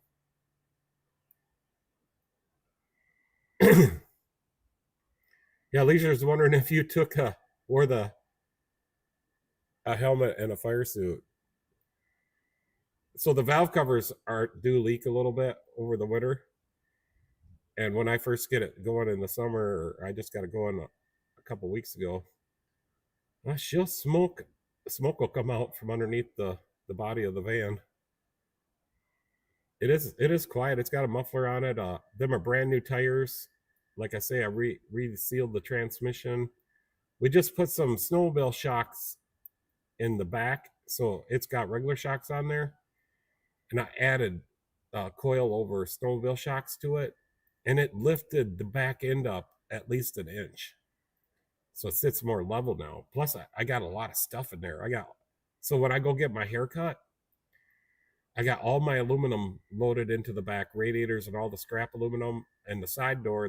There's 3 bags of crushed pop cans, and then I'll hook my scrap trailer, which is a pickup box trailer that's just full now, and then I'll drive that to get my haircut, and then the scrap yard from where I get my haircut's only like 5 miles from there. So then I'll just drive to the scrap yard. They'll magnet out the pickup box trailer, and then I'll go inside the metal shed and we'll unload all that aluminum so I can pay for my haircut. I think Michelle likes riding in the van. So we'll put Michelle on here. She's right here somewhere. Here's another picture of Michelle. She's driving the motorhome. No, that the brakes are working in the van. It must have been a little bit low on brake fluid before. I think the rear wheel cylinders are leaking just a little bit. Because I do have to put in a little brake fluid and the lines are good.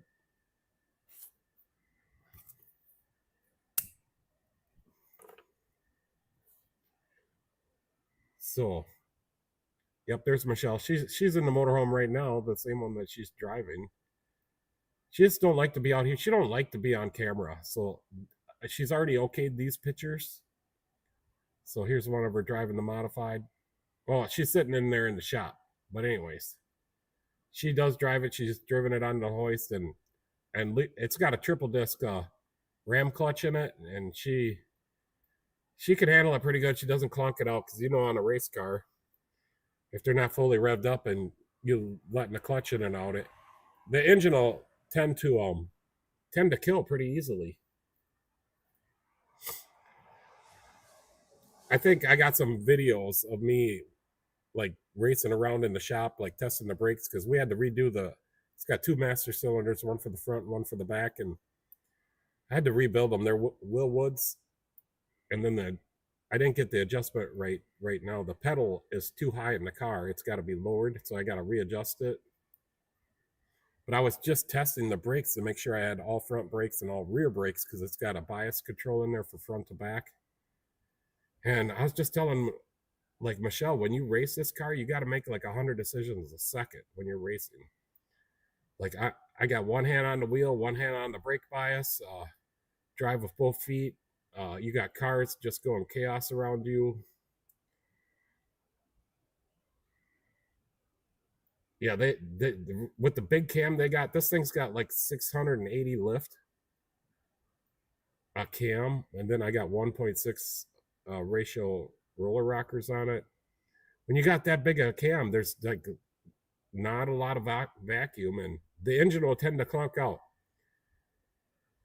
I try to keep my idle low. For some reason, I don't like to have them idled up high, especially like if you can idle that engine low, you ain't got no vacuum leaks. So I do like to keep the idle low on it. Sometimes the throttle, the secondary throttle plate, it's got a 4150 double pumper.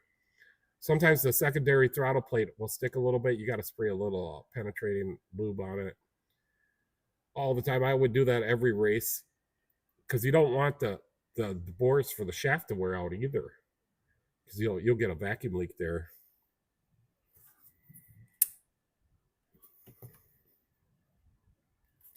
Yeah, so it doesn't have, it's got a 3-speed Saginaw in it, and I took the Saginaw all apart, took the synchros out, which don't matter.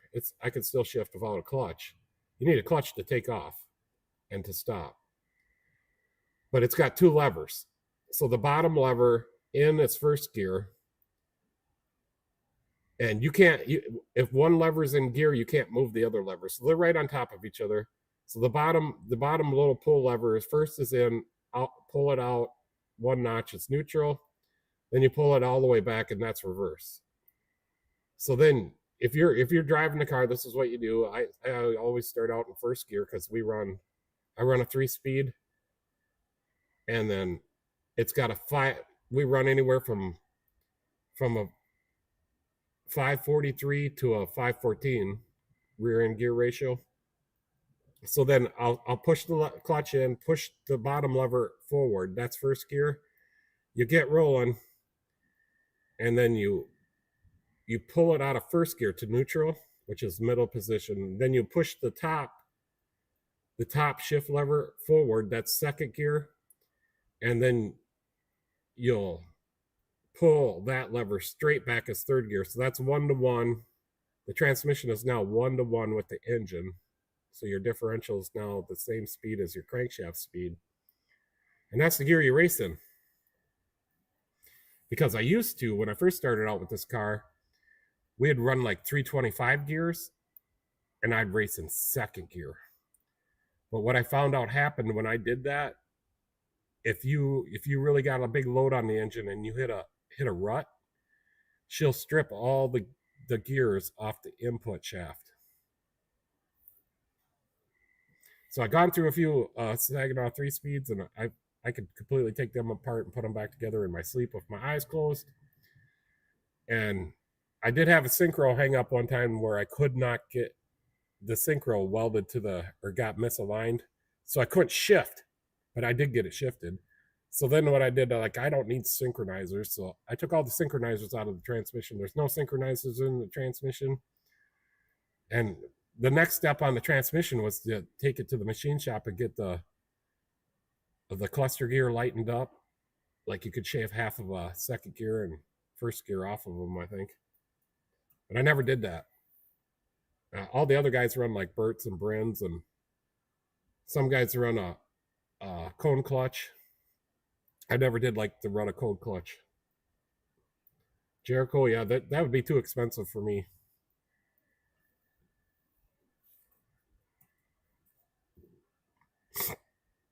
Some guys would run a coupler, so it's like a cone clutch and then a coupler. So once you get taken off, then you let the clutch out. So you push the clutch all the way down to start rolling, and then once you get rolling fast enough, you let the clutch out, and then that locks the coupler right to the differential. You had no gears, no reverse. But I think they made a rule that you had to have reverse. Yeah, once you get used to it, Michelle, it's so easy. And then, like I say, you only need to use the clutch when you take off. You can just pull that lever, let off the gas, and pull the lever back, and she'll go right to the next gear.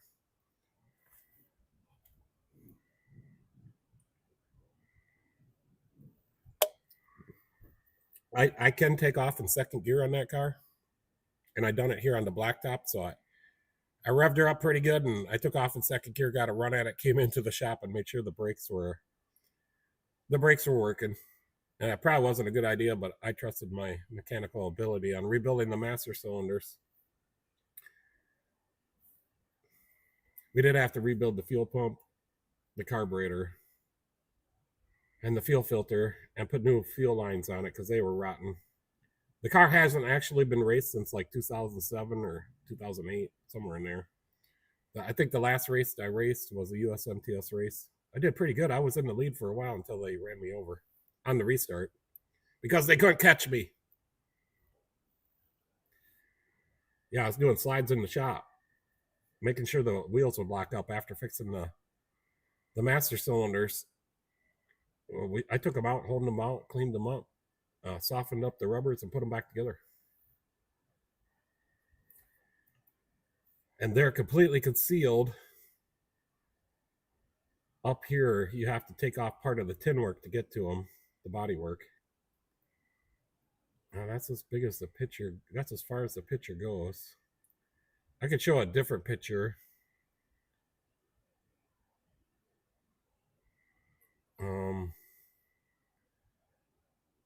So the modified, so the master cylinders are, I don't have no access to it. I've never had to check the brake fluid on them. But up here, so straight under where your legs would be, right here by the gauge panel, you got to actually unrivet that piece of a tin. So the cylinder you see there, that's for the clutch, the black one by the engine panels there. So this must have been when I retinned it for the, this still has all this tinned on it. It's just a little bit more beat up right now. So 55 nights on the tin work too, probably. But yeah, I don't have no access panel, not even to check the brake fluid level. So I should put an access panel in there. And then this car runs all nylon, white nylon brake lines. I never had one fail. Besides for when I rode the outside berm, I got pushed up. No, maybe it was the inside berm. But one of them got too hot by the header, which I've fixed all that now. They cannot get into the header. But I blew a brake line one time.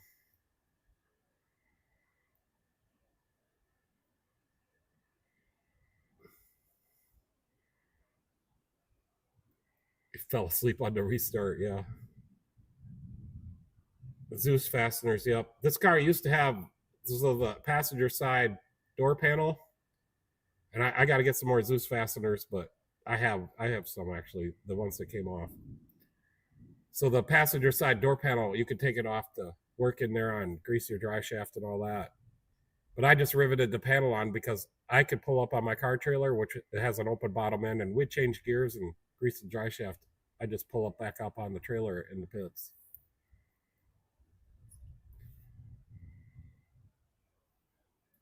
My lawnmower is not messed up. I'll show you my lawnmower.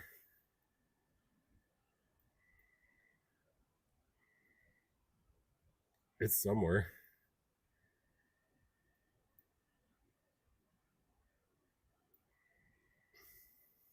Lawnmower. Here's my lawnmower. She's the Dukes of Hazzard version.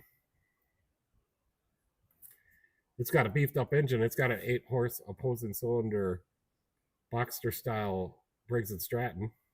It's a commercial IC engine.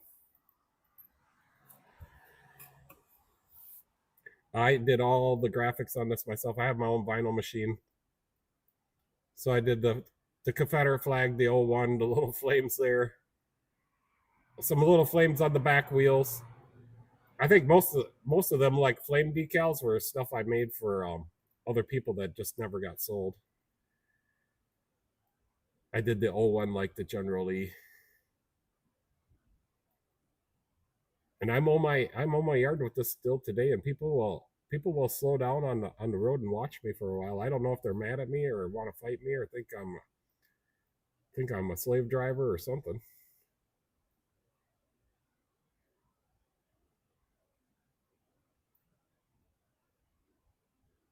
Yeah, so the shifter on this is on the other side. So you push it forward, it's hydrostat. You push it forward to go forward, and the farther you push it, the faster you go. And then there's a neutral position if you pull it back, and then it goes to reverse. And I can mow in reverse. My mower deck does not shut off. Yeah, so John Deere's have like a forward pedal and a reverse pedal. I don't like that, but Michelle says she does. So I can put myself back on again. So yeah. Just so I got like almost 100 pictures on here to share. Yeah, okay, I'll find a picture I put on here. So yeah, we were talking about HVAC actuators. So if you're changing one of these blend door actuators or position actuators or mode door actuator, don't put an aftermarket one on. Just don't do it. Spend a little bit of extra money you need to get an OE actuator, because I tried to put some on from O'Reilly's, and once you put one on and it goes bad, you have to get it warranted through O'Reilly's, and they'll send you the same one again. They always fail in a couple days, or they only last about a week. So since then, I've learned my lesson. I put GM ones on for the GM cars and Ford ones on for the Ford cars. So don't what I'm trying to say, be cheap about it and get the aftermarket ones, because they're just, in my experience, I've never had one last. Another thing we can talk about here is I still want to know, well, I think Rob answered me, like cabin filters. I buy the cheapest one from Napa or O'Reilly's or whoever's got the cheapest one, because this is something you have to replace all the time. And look how this one has 141,000 miles on, or 145,000. They never changed it. This is the OE cabin filter. Look how bad that is. You know what happens when you don't replace these? It causes the motor to work extra hard, which puts extra load on the blower motor resistor. And then your blower motor resistor goes out, and you got to spend a couple $100 fixing your blower motor because you didn't change the cabin air filter.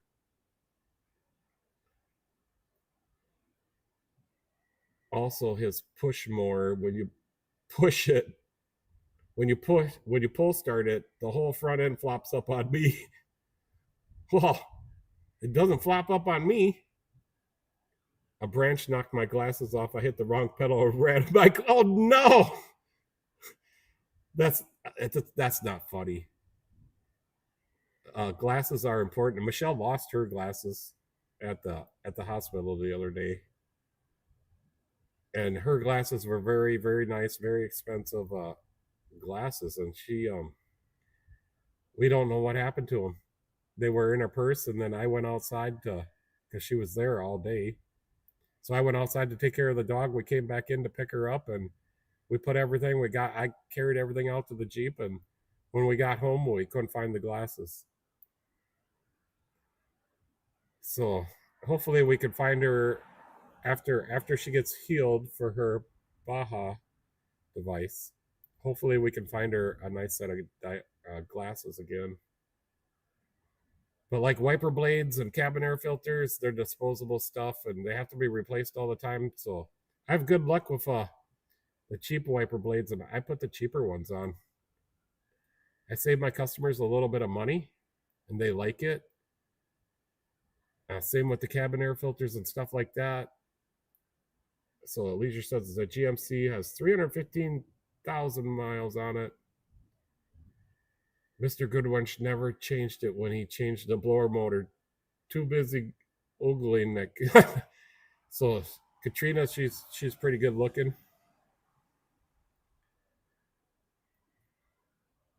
So at my old job that was in between my businesses, so I started in my garage.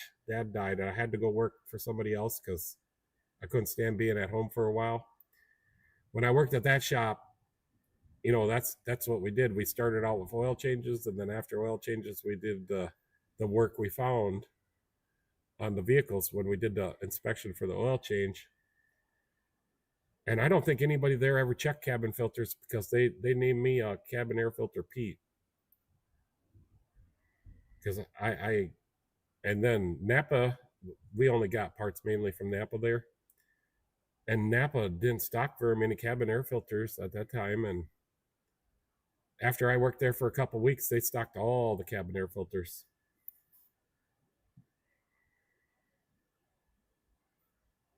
So I can't remember what other things I cheap out on cars. But cabin air filters, I guess regular air filters too, because they got to be replaced all the time. So another thing we learned, I was working on that 2007 Chevy the other day, and his tranny coolers lines were leaking up towards by the radiator, and he still doesn't want to replace these. He just says he'll add some transmission fluid. Lucky he's got a dipstick on his. But what's happening is them transmission cooler lines are leaking right there underneath the air filter box, and when he's driving down the road, it's leaking a little bit of automatic transmission fluid, and it's getting sucked up into the air filter box, and it covers the bottom of the air filter, and it's because I'm like, I pulled this air filter, I had to put a new air filter in it. I that's what we're talking about, the cheap air filters. But anyways, so I learned that the other day, that if the tranny lines are leaking on the Chevys right there in the front, it will suck that transmission fluid up into the air filter and then cover the bottom of it, and it'll get completely oil covered. And then his was actually getting some oil through the air filter, and it got onto the mass airflow sensor, and that was causing a code and causing it to run a little funny. So after I put a new air filter in it, I cleaned all the oil residue out of the air filter system and cleaned his mass airflow sensor, and the thing ran beautiful. And then I explained to him, like, hey, your transmission cooler lines are leaking and it's sucking that oil up into the air filter. Yep, windshield wipers, we buy the cheapest ones we can, and I have good luck. They'll last a year or so. Save my customer. You don't want to put a $35 windshield wiper on your car, at least I don't, because you're going to have to replace it in a year, whether you spend $35 or $6. Spark plugs, I always go OE. So if you got a General Motors, I'll get AC Delco plugs. If you got a Ford, I'll get the Motorcraft. And if you got a Chrysler, I'll get the Champions. Or if you got a whatever foreign vehicles uses the NGKs, I'll do that. I do sketch out on the oil filters. I use Napa. Unless your car is a newer vehicle, like under 50,000 miles or under 75,000 miles, I'll put OE oil filters on. But if it's older, then I go to my Napa Pro Select filters. And here they are. I use the one on the left there. That's a Pro Select. And then on the one on the right is a gold. And you can see the filter medium, how much thicker it is on the gold. But they're saying that the Pro Select is only good for 5,000 miles, and the gold's good for 10 or 15,000 miles. I think that's what the rep was telling me. So I think I asked you this before. So the Bosch Icon wipers are like a medium grade. So let's go back to the internet. I want to look at the Wix filter. So the Pro Select filters cost me $2.59. Let's go look at a Wix. So we'll go here. I don't know who has Wix. We're going to start out with Napa. So Napa has Mobile One, Motorcraft, Pro Select. These are the Pro Selects I get. They're $2.59. The Napa Gold is $9.99. This is my cost, by the way. I got K&N, Platinum. That's it. O'Reilly's has Motorcraft, K&N, Wix. So you get a Wix from O'Reilly's, and my cost is $8.88 for this Ford pickup over here. MicroGuard is $3.42. I don't use MicroGuard filters for oil. ProTech. Here's where I get my OE filters. So it's $7.90 for a Motorcraft. No, yeah, it's $7.90 because I don't get this one. You got to buy a whole case of those. Box of 12. Here's another Wix, $8.48. And then they have ProTech here. This is their cheap filter, $3.18. They have Pronto, $3.32. PF48 is $6.40. So let's go to Auto Value. They have Wix too, $8.81, my cost. Let's go to AutoZone. Well, their Motorcraft is quite a bit more money than what I get it. $2 more. $3.32 for an STP filter. I have used some of these, just the regular one here. I do get some of these for the Briggs & Stratton lawnmower engines. They have them. They got a Bosch oil filter. Look at that. K&N. Actually, they're out of stock on that. So here's what I'm looking at when I'm talking to you guys. This is my screen. It's the OBS software, streaming software. So down over here, I don't know if you can see my mouse moving around like that, but that's where I see how many viewers we have. Right down below that, I can see the internet connection and how long we've been on there. And then my chat's right here. So Leisure says Napa changed oil filter manufacturer. Yeah, no, that tech came in and told me about that, and they said all the filters are leak tested now. And I did have one of them leak tested filters leak in the rolled seam at the where the gasket is. Oh, about a month ago, maybe 2 months ago. Luckily, I caught it, but the customer complained he's getting oil on the driveway, so he brought it right over. Yeah, go back here. So yeah, he brought it right over, and I fixed it. I changed the filter, and he was due for his next oil change, so he just made it to his next oil change. So I didn't have to warranty it. We just changed his oil, and I don't have my Napa reps. They don't come here anymore because I dropped my auto care, so I can't complain about it. I have no one to complain to anymore. So that's if you have auto care, the reps stop in here like once every 2 weeks. AutoZone rep will stop in like every 3 months. My Johnson rep stops in every week. O'Reilly's rep stops in every week, and the Auto Value rep stops in like once a year. So I think we're doing pretty good this month. Let me just look at my invoices. So this month so far we're at 53 invoices. I think I'm gonna be able to get my tire machine maybe next month, or maybe I'll wait till July. But I'm getting a tire machine so I can I put in TPMS sensors, and I do bead seals and valve stems. I'm not gonna change tires, so but I just have a manual bead breaker, and some tires I struggle, and plus I got to get down on my hands and knees to put these TPMS sensors in, which we do a lot of TPMS sensors, and that's the other thing I wanted to talk about. So Leisure the other day, let me pull up my comments.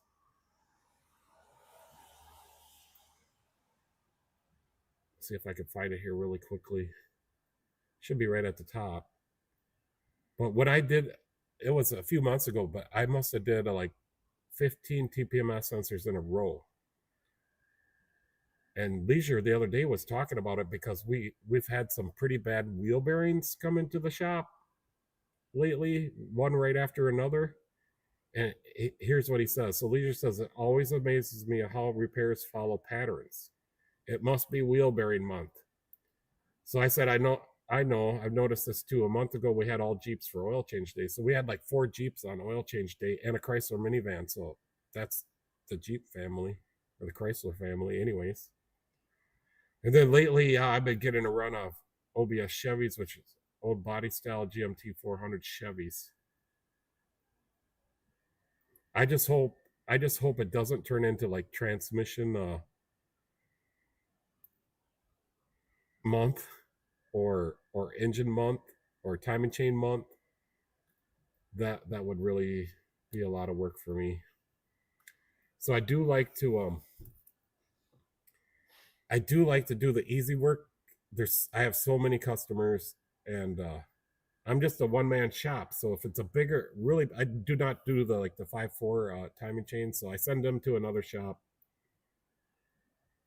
JD is back. Our tire machine has a lift on it. Yeah, I don't think I can afford one of those, but at least I could get a tire machine where it knocks the bead down, breaks the bead. Then I'll have to lift the tire up because I can't afford one of those that lifts the tire up. And then I'll put it up there onto the mounting, and then it'll have I'm going to get the one that has the 3 arms on it, so I can push the tire down and change that sensor.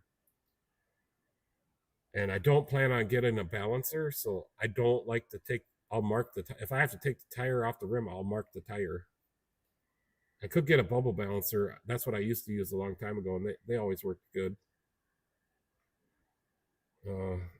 We have tire season and brake season. Yeah, so I don't do tires anymore at the shop I worked at just a year and a half ago, 2 years ago. We did so many tires, and people have big trucks with big tires on them. They're too heavy, and I'm 53 years old now, so I was in my 50s when I worked there. And we're having technical difficulties. She's going in and out. Internet's going in and out. She reconnected. Technical difficulties. Please stand by. That's Leisure said that earlier. He says an old timer in my area uses a bubble balancer. I don't. For what I got to do, I did have a guy ask me if I would balance his tires the other day, and I'm like, he wanted a tire rotation and a tire balance, which they go together. And I said, well, I could do your tire rotation, but I can't balance them. But I think even if I had a bubble balancer, I would still say no. I can't get your tires balanced. Plus, it doesn't pay very well to do tire rotations and tire balance. I can make a little bit of money changing the sensor. So we charge $15 to change the sensor, and then I think we charge I think it's $36 for the sensor. So it's just a little bit over $50 to change one sensor, which is $20 cheaper than the next cheapest shop that changes sensors. And I put in Autel sensors. That's just what I do. They're so easy to work with. They're compatible with like 99% of cars. I got the nice tool to do it. So it looks like the internet came back on. I'll put you guys on something else. So here's the modified engine. We'll just put this up for right now. Those are SCAT 5.7-inch rods, 7/16 ARP bolts. So these rods, I don't know if SCAT makes them anymore, but they're good. They're I-beams for some reason. I've done a lot of research, and I-beam rods are the way to go. Not H-beam. I will never use an H-beam rod. Yeah, look at JD. So look into the Autel sensors, and then if you buy a box of sensors, I don't know if there's 20 in there or 25, you get a free tool to program them with. So every time I buy a box of sensors, I get a free tool, and I give the free tool away to a shop that needs one. But next time, I think if you get 3 boxes of sensors, you get like a $1,200 Autel tool. It's a scanner and a TPMS programmer all in one. So the sensors cost me, I think, when I buy them in a box, they cost me $20 a piece. And then I sell them for $36 to the customer. I make a little bit of money there. I make $15 switching it. I think I used to do it for 10, but Michelle raised it to 15 because I'm getting older, and it takes a little bit out of me, and I can't get down on my knees very much. It hurts my knees. I can't get back up if I get down on my knees. So I do a lot of TPMS sensors. And then I got one out here on the bench. I'll show you in just a minute. I got it cut apart so people understand that there's the 2032 battery in there. And 2032 batteries don't like winter. They don't like the cold. So when they get cold, they barely have enough just to send a signal out to your remote controlled door lock receiver.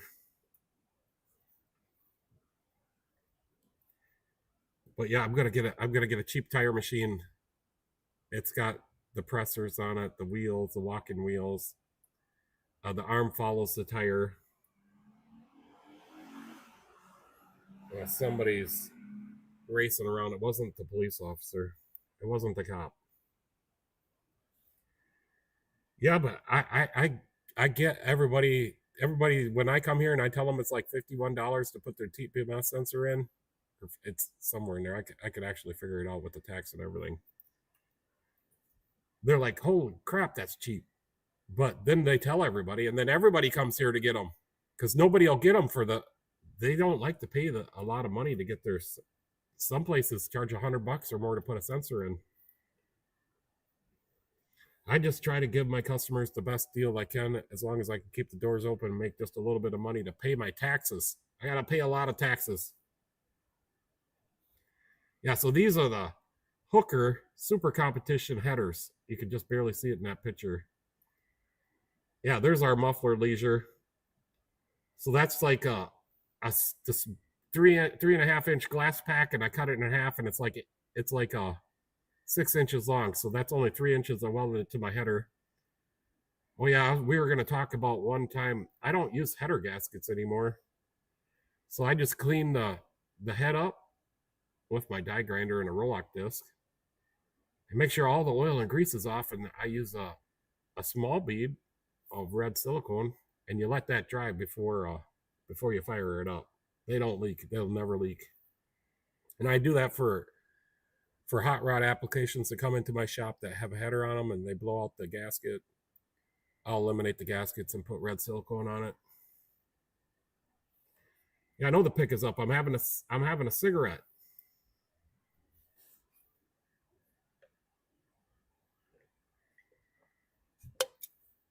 I just don't like the smoke on camera for some reason.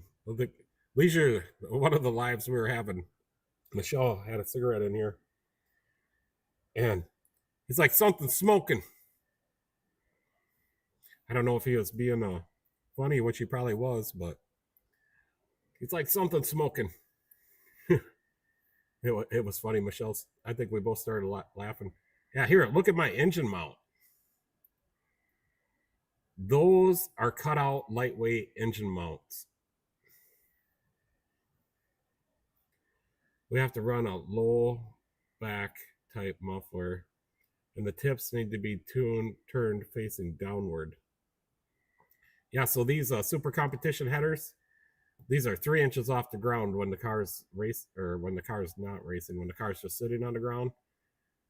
And they do get a little chipped up on the bottom, but they're facing downward.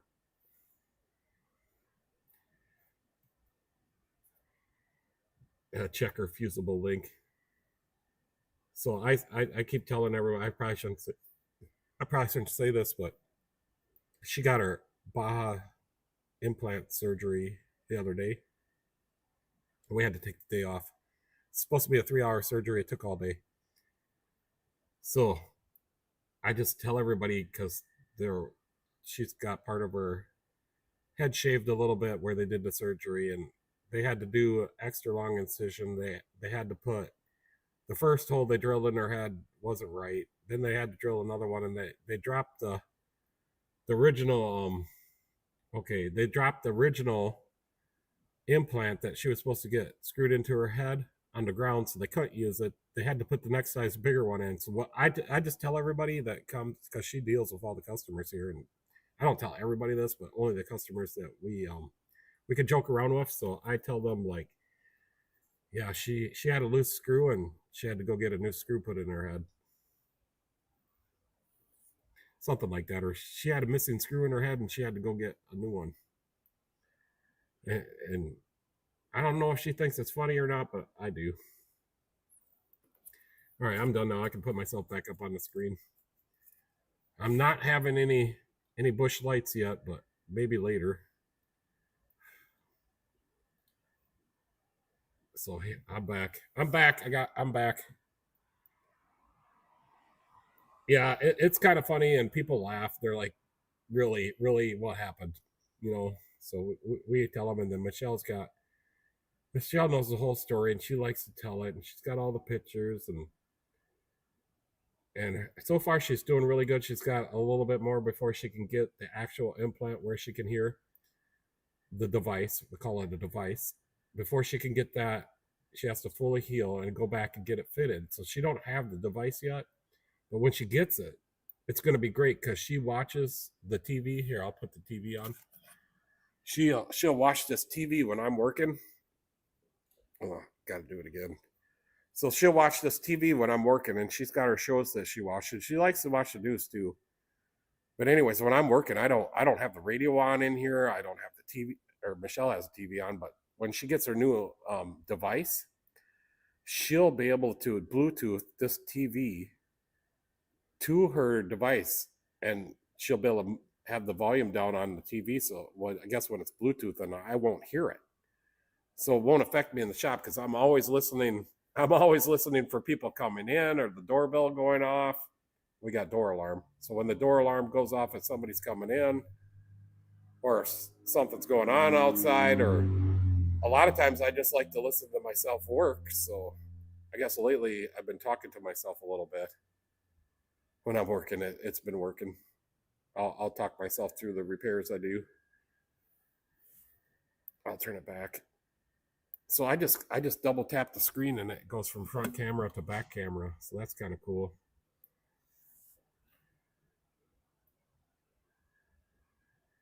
Now Michelle will hear you reciting 4-letter words and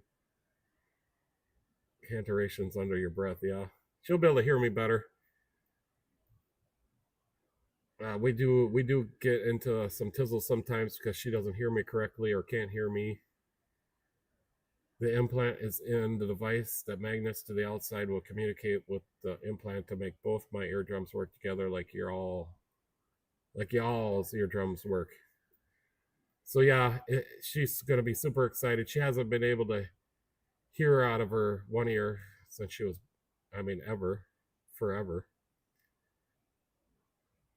So that's she's super excited, and I'm super excited for her too. And so far her surgery has her incision has healed pretty much all the way. I think she's a fast healer, so that's good. It's a cochlear implant. So Michelle, is that a cochlear implant? So it's the one where no objects stick through your skin because you can get infected from that. So they open her up, put a like a stud in there with a base. So the base they're putting in her is not. It's like a piece of steel. It has to be steel. It has to be a ferrous piece of metal. And then the device has the magnet on it that sticks to the implant that they put underneath her skin.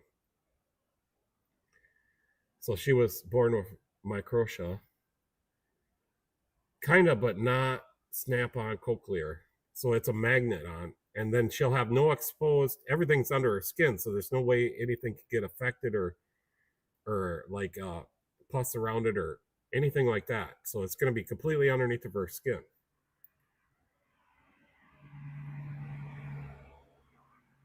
It's called cochlear osia. Yep, she's got a video that she shows everybody. So, but yeah, that's going to be super great. And we're going to be able, she's going to be able to Bluetooth the TV or the radio in the Jeep or whatever she wants to her device. I don't know why I'd never listened to the radio in the shop. So on a Saturday night or a Friday night, yeah, I got my playlist on my Pile 6. It's a PDA 6BU, and I can crank it up. I got speakers. So I got this thing, and I got a playlist in there, and I can put it on repeat or whatever, and I can turn it up way loud. So I'm gonna switch it to my SD card.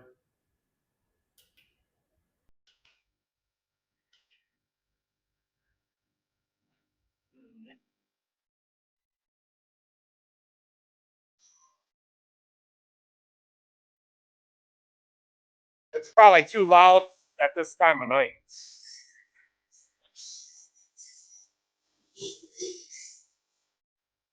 So I can really turn it up really loud. And the neighbors across the street to the east of the John Deere can hear my music some nights. But I'll only do that at night after the work's all done. I'll turn on the radio sometimes, not all the time. I'll have the doors open and I'll be jamming in here having a beer.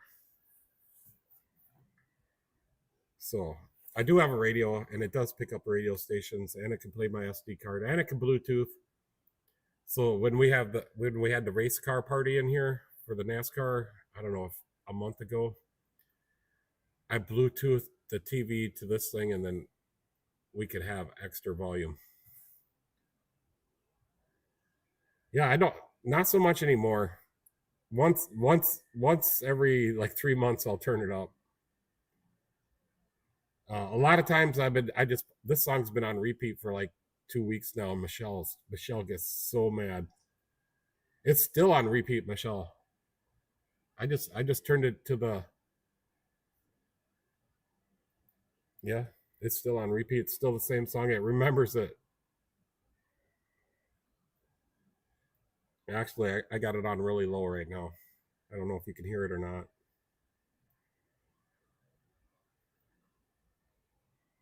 But yeah, it says we've gotten 202 views, so people are swiping by us on the short feed, which is, if you're interested, they'll stick by, and if they're not, they just leave. So I do get a few more views, and people can see probably that a lot of people that are on the short feed are just not interested, or they're just not staying here long enough to be interested. But it's a lot harder on the landscape style or the long format style to get new people to come to your. It's just so much harder. And I try to do a short video on the day of the live feed just to invite everybody, because I do get a lot of views,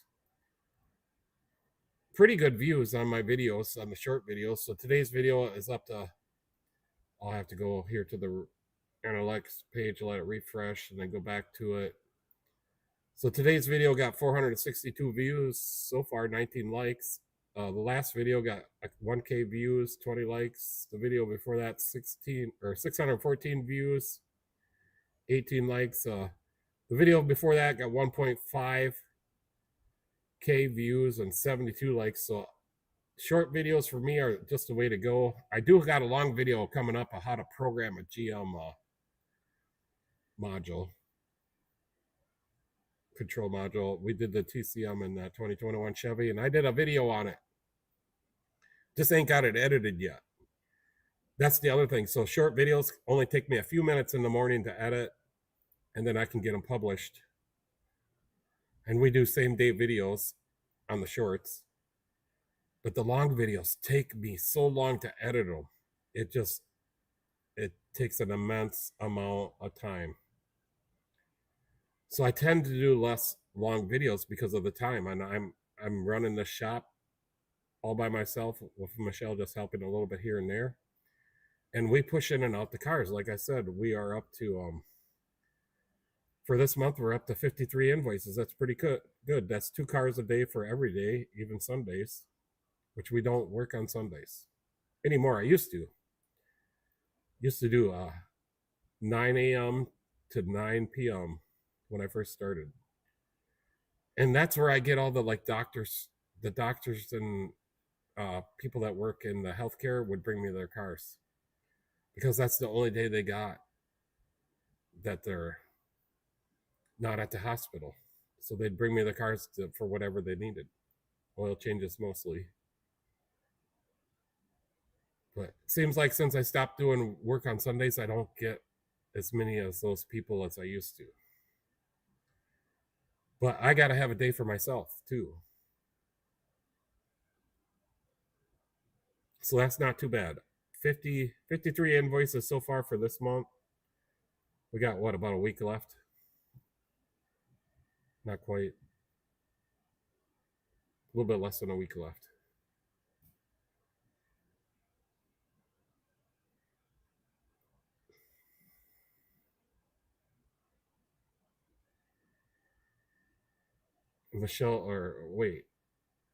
So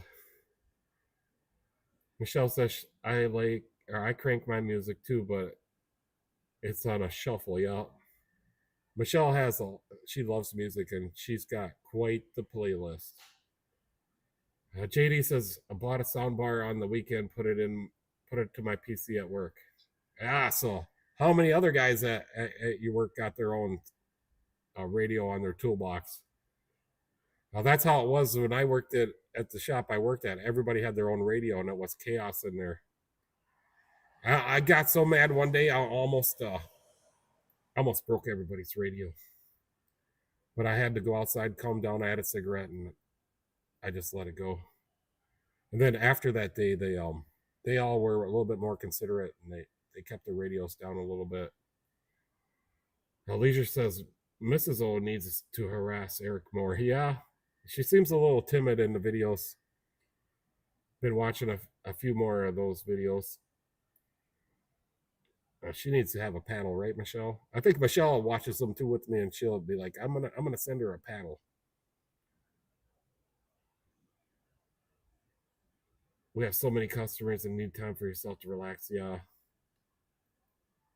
Mr. Goodwrench needs to make videos on Katrina harassing him. Yeah. I want to see what's going on.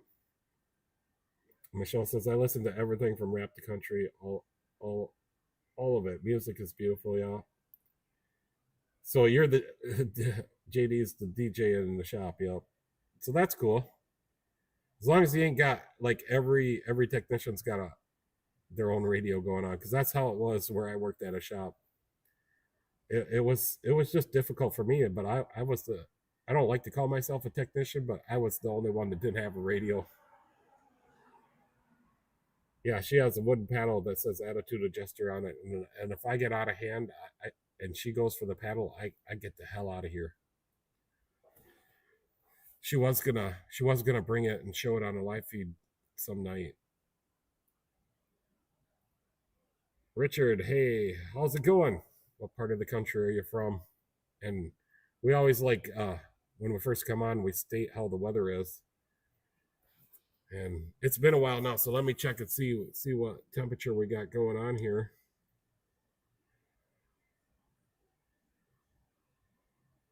So we're at 68 degrees right now, and we were up to 89 degrees in mid-afternoon.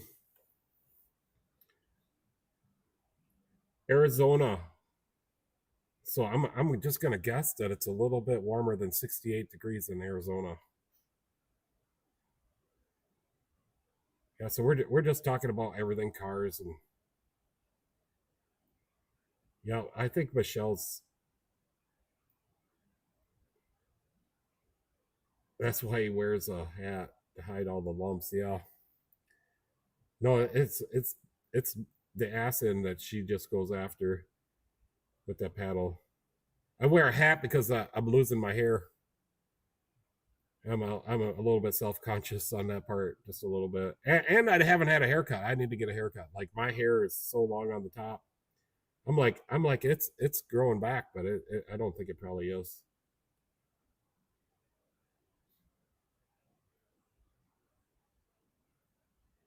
Yeah, I've never been to Arizona. We should plan our camping trip to Arizona. 90 degrees. Wow. Yeah, so I think it's a little bit drier air there. Maybe that 90 degrees wouldn't feel like so hot, but it's a dry heat, isn't it, Richard? Yeah, so I'm just getting this is only like my probably around number 10 live feed that I've ever done. Leisure says my mother used a Peter meter. I don't know what a Peter meter is. My mom used a wooden spoon and it hurt. And we got soap in the mouth if we said a bad word or mouth off. You can't do that to your children nowadays. They'll child abuse you. But yeah, I got the wooden spoon, soap in the mouth. I got grounded.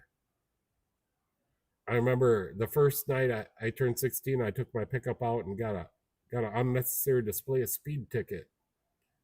I got my truck taken away for quite many months. I can't remember how long, but it was a long time.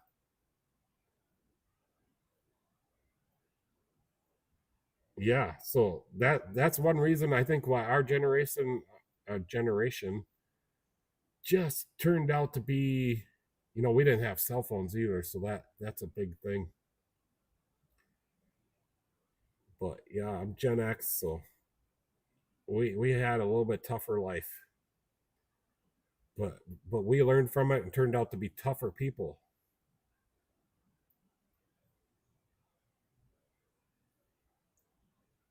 Leisure had a wooden spoon and leather strap. Yeah, I think my dad maybe got his belt out once.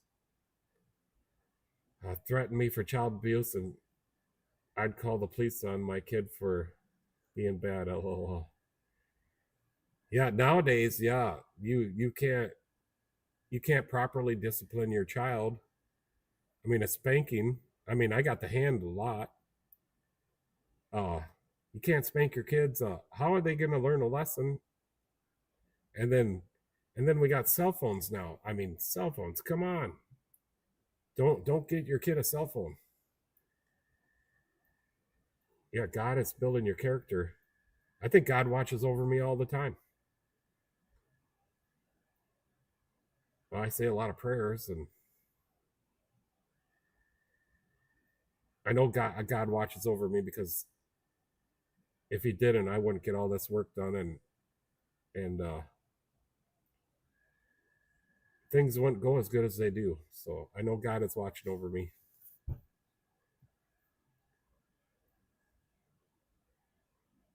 So yeah, I know. Is there a NASCAR track in Arizona? I'm just trying to think.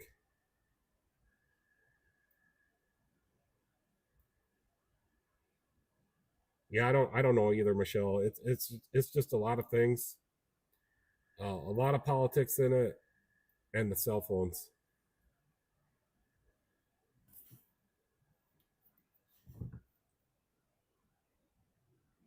Yeah, I think for the most part, your kids are pretty good. Uh,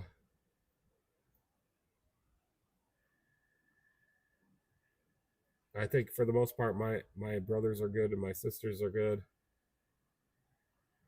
Leisure says, when I was little, I was acting up in the pharmacy. Mom let me have it. The pharmacist said something. My mom said, when I'm done with him, you're next. Kids shouldn't have phones in school, that's for sure. And I don't think kids nowadays use their phones to cheat. They use their phones for social media and chatting with their friends. Like, I know if I would have had a phone in school, I would have used it to ace all my tests. I think maybe no, it was a few years after I graduated before phones really came out.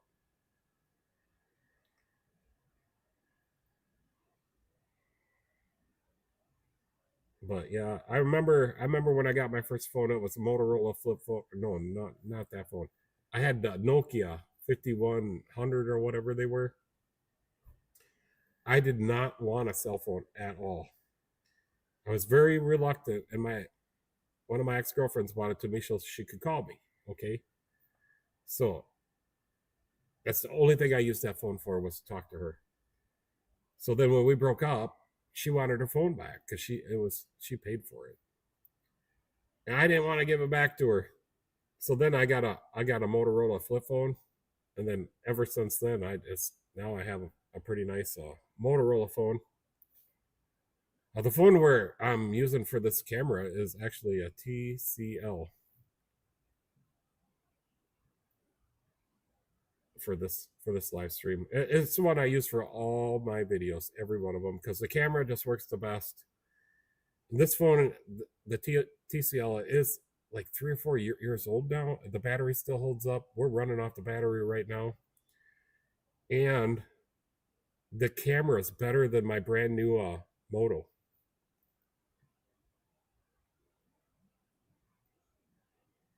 JD says, I wasn't too bad, but my youngest brother was a hellraiser and kind of still is. LOL.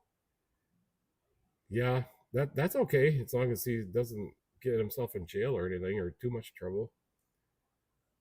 Richard said they have no children left behind, so they can fail a class. They just pass them. Yeah, I'm wondering if that's what my English teacher did to me on my senior year, because I sure wanted to graduate, and that was the only one. You had to get a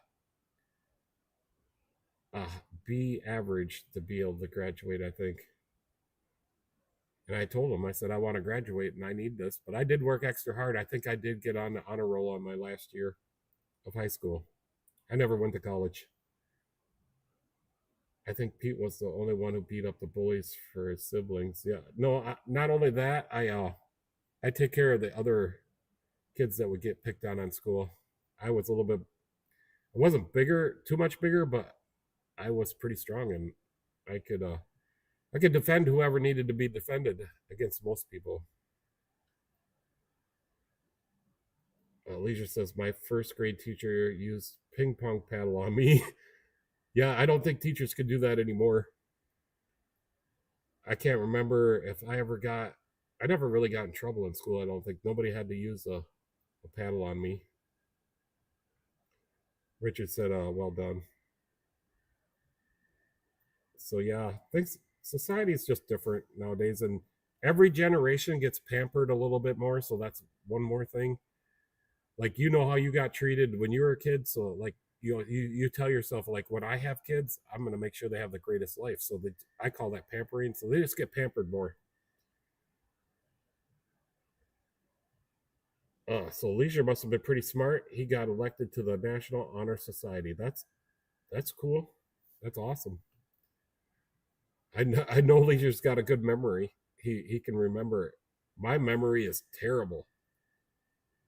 We all got paddled in first through eighth grade. I think them were the best times, and we turned out better. Our generation turned out. I'm just gonna say. I mean, I don't know. I think we turned out better. Put it that way. I'm gonna say what I think. She tied a kid to the desk and put tape on his mouth. You definitely couldn't do that nowadays. Michelle says Texas has capital punishment in schools. You have to ask for a waiver to not have teachers in physical discipline with your kids. Michelle says she agrees. Leisure said they shoot school kids in Texas. Yeah, I don't know, but them people that do that, I just feel that they need to be eliminated from the earth. There should be never a school shooting ever. That's horrible. I feel it's an act of terrorism, and terrorists should get the death penalty. And I think if they're starting to get tougher on crime. But I think if like the first instances of this stuff happening, they get capital punishment when they get caught. That might put an end to it. Drinking water from hoses, playing outside all day long, and being home before the night lights come on. Yep, I always had to be home before dark. I always drank from the hose, and I had a little bike. I would ride that around the whole city of Rochester. I only got suspended from school once. JD says I only got suspended from school once for fighting. Was getting picked on, and I had enough. And the teacher saw it. Yeah, I don't. Whenever I seen the bullies in school, I would always stand up for the kid that was getting picked on. I just didn't like it. And I don't think it's fair. Nobody deserves to get picked on. Richard said 100% spanking, corners, etc. Capital punishment is the death penalty. Corporal punishment is a term. Yeah, I think if you go into a school and shoot it up, I'm thinking that once you get caught or they figure out who you are, it should be capital punishment on the spot.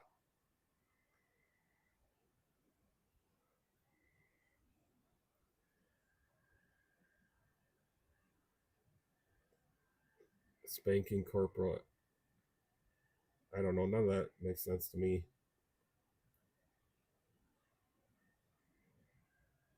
But yeah, so tomorrow's not going to be a bad day. I got a Chevy coming in for the rear shocks because he came in for the front shocks and something else. Oh, that CV axle was bad. But he had texted me, said, go ahead, do all four shocks. Well, I didn't recall the text message, so I did not only put front shocks on and the axle. I got him out the door. And then when he came to pick it up, Michelle was texted him that, hey, your car's ready. And she noticed that he wanted all four shocks. So we had to reschedule them, and Michelle got the shocks here. We're putting on some Monroes. So we scheduled him in for tomorrow. I got this one here to finish up inspecting and road testing and to see why they think the engine light's on when it's not on. And it completed a drive cycle because there's no P0 or P1000. So if you clear the codes on a Ford or an older Ford for sure, if you clear the codes with a scanner, it throws a P1000, and that P1000 is to let the next technician know that, hey, the codes have been cleared and I haven't completed a drive cycle. So P1000 vanishes by itself once your drive cycle completes. So it's completed a drive cycle and it doesn't have a code on it in the ECM or PCM, if that's what Ford calls it. Corporal punishment in Texas in schools, Pete. Yeah, I don't know what point you're trying to get across to me, Michelle. Leisure said his mom went to Catholic schools. The nuns were brutal. Yeah, so in my every grade lower than fourth grade, I was in Catholic school. I didn't know what school was like until I went to a public school in fourth grade. And the mailman's car. Leisure said my seventh grade teacher wanted to build an electric chair for students.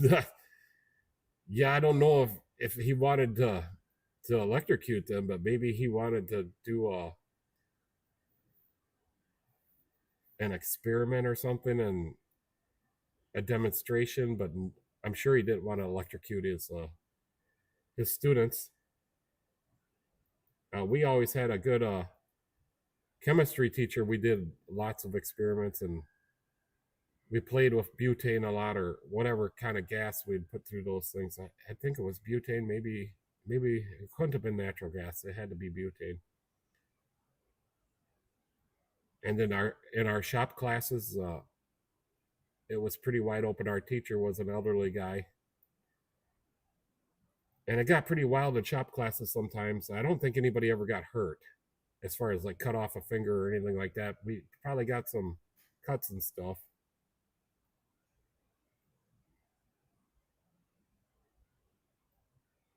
But yeah, so I'm glad we did the short, got onto short feed. I like doing one live feed on the stream on the short feeds, and then next Thursday, guys, catch me. It'll be at 7 p.m. Central. So on Thursday, I quit an hour early here at the shop because we are open to 8. I actually won't quit. I'll stay open until 8. I'll just lock the door at 8. But next Thursday, yeah, we're having a live feed in the long format video style, so landscape mode. Teachers go through so much and have to learn each and every student how they act and deal with them accordingly. They have hard jobs. Yeah. Our schools around here, we have like 20 to 30 kids in a class, so it's not too bad. Leisure says the landlady taught at the same school. She seconded the motion. You guys must have had some pretty wild students at the school. Rowdy and crazy. Yeah. So I guess Kyle Busch, they found out that he had pneumonia and a blood infection that just came on rapidly. That's pretty scary. I think they said he was 41 years old. So yeah. And then his last race that he won when he interviewed, you never know when the last one's coming. That was really hit hard. I mean, I didn't really like Kyle as a driver. I didn't mind him, but I never cheered for him, put it that way. Sepsis, okay, yeah, that's what he had. It's like a blood infection. Michelle was telling me. I don't know a lot of medical stuff because I don't go to the doctor. I don't need to. Truck is driving by, so just hold on. We had G.I. Jones. He was whacked. Yeah, while he was young. Yeah, that's so sad. He's got a family. I think 2 children. Yeah, I don't think I have anybody I root for in the NASCAR. Maybe Kyle Larson a little bit. And then the guy that won, Carson Hocevar, a couple of weeks ago. I think he's my new guy. I liked how he did his victory celebration. That was pretty interesting. Me and Michelle were watching that. We were both trying to figure out what in the heck this guy is doing. But he ended up driving his car, sitting on the driver's side window out the car, waving at the fans, and then he pulled her up to the outside wall right at the flag stand, and he was able to reach down to the throttle. So he kind of bumped the wall a little bit. Not too bad. I don't think he did any damage to the car. And then once he got the car bumped up to the wall, he was able to reach down to the throttle and burn out while he's sitting on the driver's door sill waving at the fans. That was just the coolest thing I've ever seen. Or one of the coolest things I've seen a lot of cool stuff. Like I remember when Juan Pablo Montoya hit the jet dryer and that Daytona 500 went into the next day.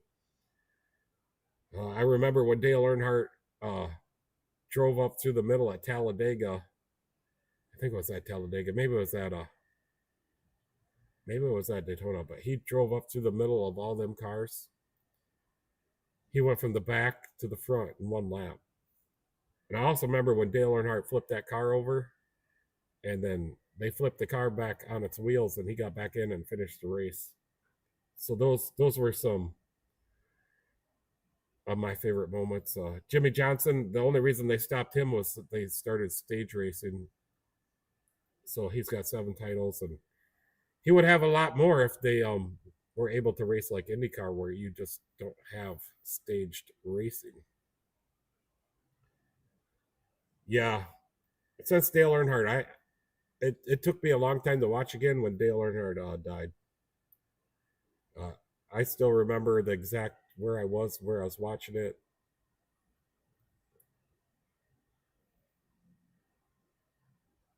Michelle says we like watching it. It can get Pete to relax sometimes. I really like watching the IndyCar. I don't think I really root for anybody there either. Maybe Takuma Sato when he races, but he don't race every race. But he was racing the Indy 500, and I really thought he had a good chance there. He did get the lead for a little bit, and then his pit strategy just wasn't the best. Yeah, I love anything with racing. I like watching dirt track races, so we can get Flow Racing on our YouTube, and once in a while we'll pick up a live feed there. Look up photos of the Richie Evans Jeff Bodine crash at Martinsville. Evans rode the fence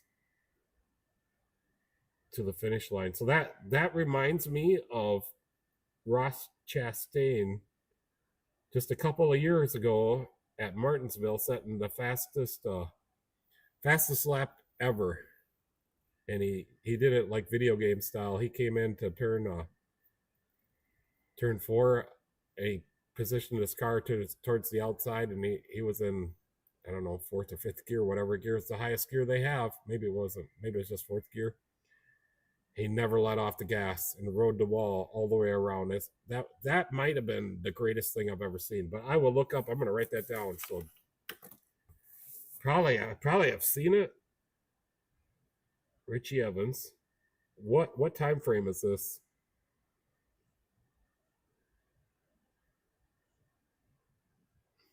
And lucky for me, Michelle's already made me supper. We had that before the live stream.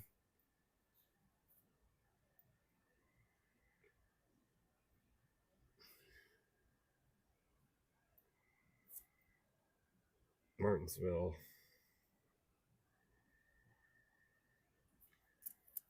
Richard says, I remember when that guy ran out of gas right before the finish. So Richard must be talking about what Leisure's talking about, which I'm not for sure. Michelle says, I start yelling at the TV like they can hear me say every bad name in the book. Yeah, yep, JD, we're going to be cutting her off soon. I think this might be the longest live stream we've had. Thanks for coming, JD, and maybe I'll catch you on Thursday. And I hope you have a good rest of your week and get a lot of work done. And you're the man with the sound bar. Yeah, it's 1 a.m. He's in Nova Scotia, Canada. It's probably a little cooler in Canada. So that's cool. That's really cool, JD. Thanks for coming on. Hope you have a good night, good week. Yeah, so Peekaboo, we call his other one was JD, so we call him his. He likes to be called JD, so but that's his. That's what it says there is Peekaboo. The worst, the worst crash was Daytona 1969 Don McTavish crash 1969.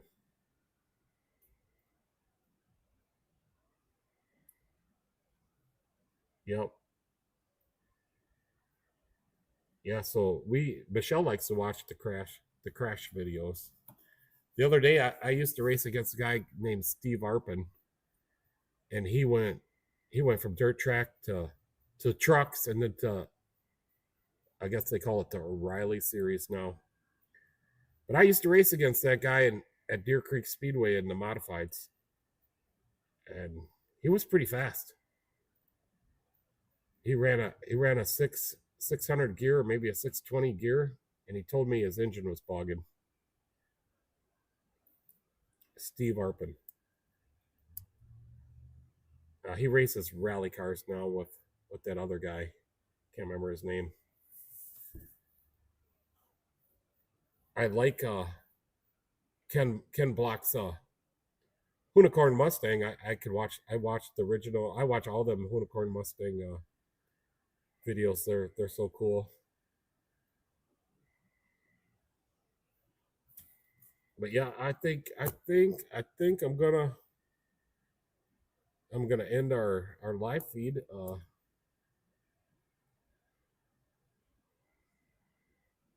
It says we're at 3 hours 8 minutes, so that's pretty good. I had a little bit of time there where I was like, I ran out of some stuff to talk about, but I'll try to get more pictures, and I do try to make myself a list of what we can talk about. McTavish hit the wall, the front of the car sheared off. McTavish was totally exposed, got hit head on by the other car. So did he die? I remember Mark Martin racing the Busch series once, and he hit the inside, one of the inside where you can let a car go through, right behind the driver's seat. It did. I don't know if it quite ripped the car in half, but it was so close to killing him.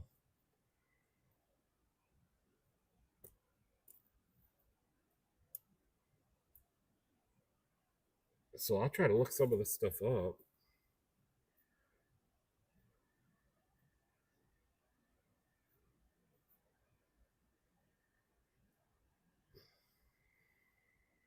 Oh, so he did get killed. Mr. Green, you're still on here from California. Yeah, thanks for coming. We're gonna have another one on Thursday in the long format style, and I get to show my pictures a lot better, and I'll try to come up with some more pictures. And I talk about some of the cars I fixed during the week and stuff like that. Yeah, I'll check it out, Leisure. Yeah, thanks, Mr. Green, for coming, and hopefully them gas prices don't they start coming down in California. I hope they start coming down here. I want to go to Florida, take a trip in the RV this year. Michelle really wants to go. I know the RV can make it, but I don't know if my pocketbook can.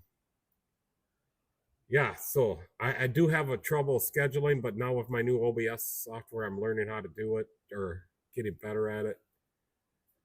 And next Thursday we're gonna be on so it's you can see more on your phone. You can flip your phones the other way, and it's just different. It's better. You get more of a view. Pictures you'll be able to see more of them because they're in the 16:9 format, so a lot better. So a lot of my pictures are not in the correct format. I noticed that. But yeah. So I think I'm just gonna. That's what I was looking for. I'm gonna sign off. Sign off for tonight. Is this getting late for me? It's 11 o'clock here, and I get up like at 7:30 to get to work. And me and Michelle will sit in the. We're staying right here at the shop. we don't want anybody to steal anybody's catalytic converters. Catalytic converters are the thefts going up. I got people coming into my shop, and it's been on the news. So my excuse is I stay right here at the shop and I'm protecting everybody's car. Yeah, catalytic converter theft is going back up, and they're not worth nothing. That you can't even I can't even take a catalytic converter to the scrapyard right now without the vehicle title. You have to have the vehicle title, and they lowered the price on them. They're not worth as much right now as they were. Which I had some catalytic converters, and there's some people, the legit people here, and I get their information and they buy them from me, but I don't get very much. Yeah, it's midnight there. He's in Eastern time. Yeah, and my Star Trek Enterprise is coming on. I like to watch that. So I associate with Michelle for a little bit while I watch the Star Trek. She don't like Star Trek. She likes Fallon, Jimmy Fallon. I don't like to watch Jimmy Fallon. No, a VIN number just ain't gonna do it. You need the title, and I don't even think I could take one to the scrapyard. I do have some scrapyards up in South St. Paul that I know the people because I fix their excavators, their magnets. They'll let me take one there, and I know another scrapyard on the way there that I fix his stuff. And yep, so signing off. Thank everybody for coming, and I'll see you guys all on Thursday. So thanks for coming to my live stream. We'll catch you next time.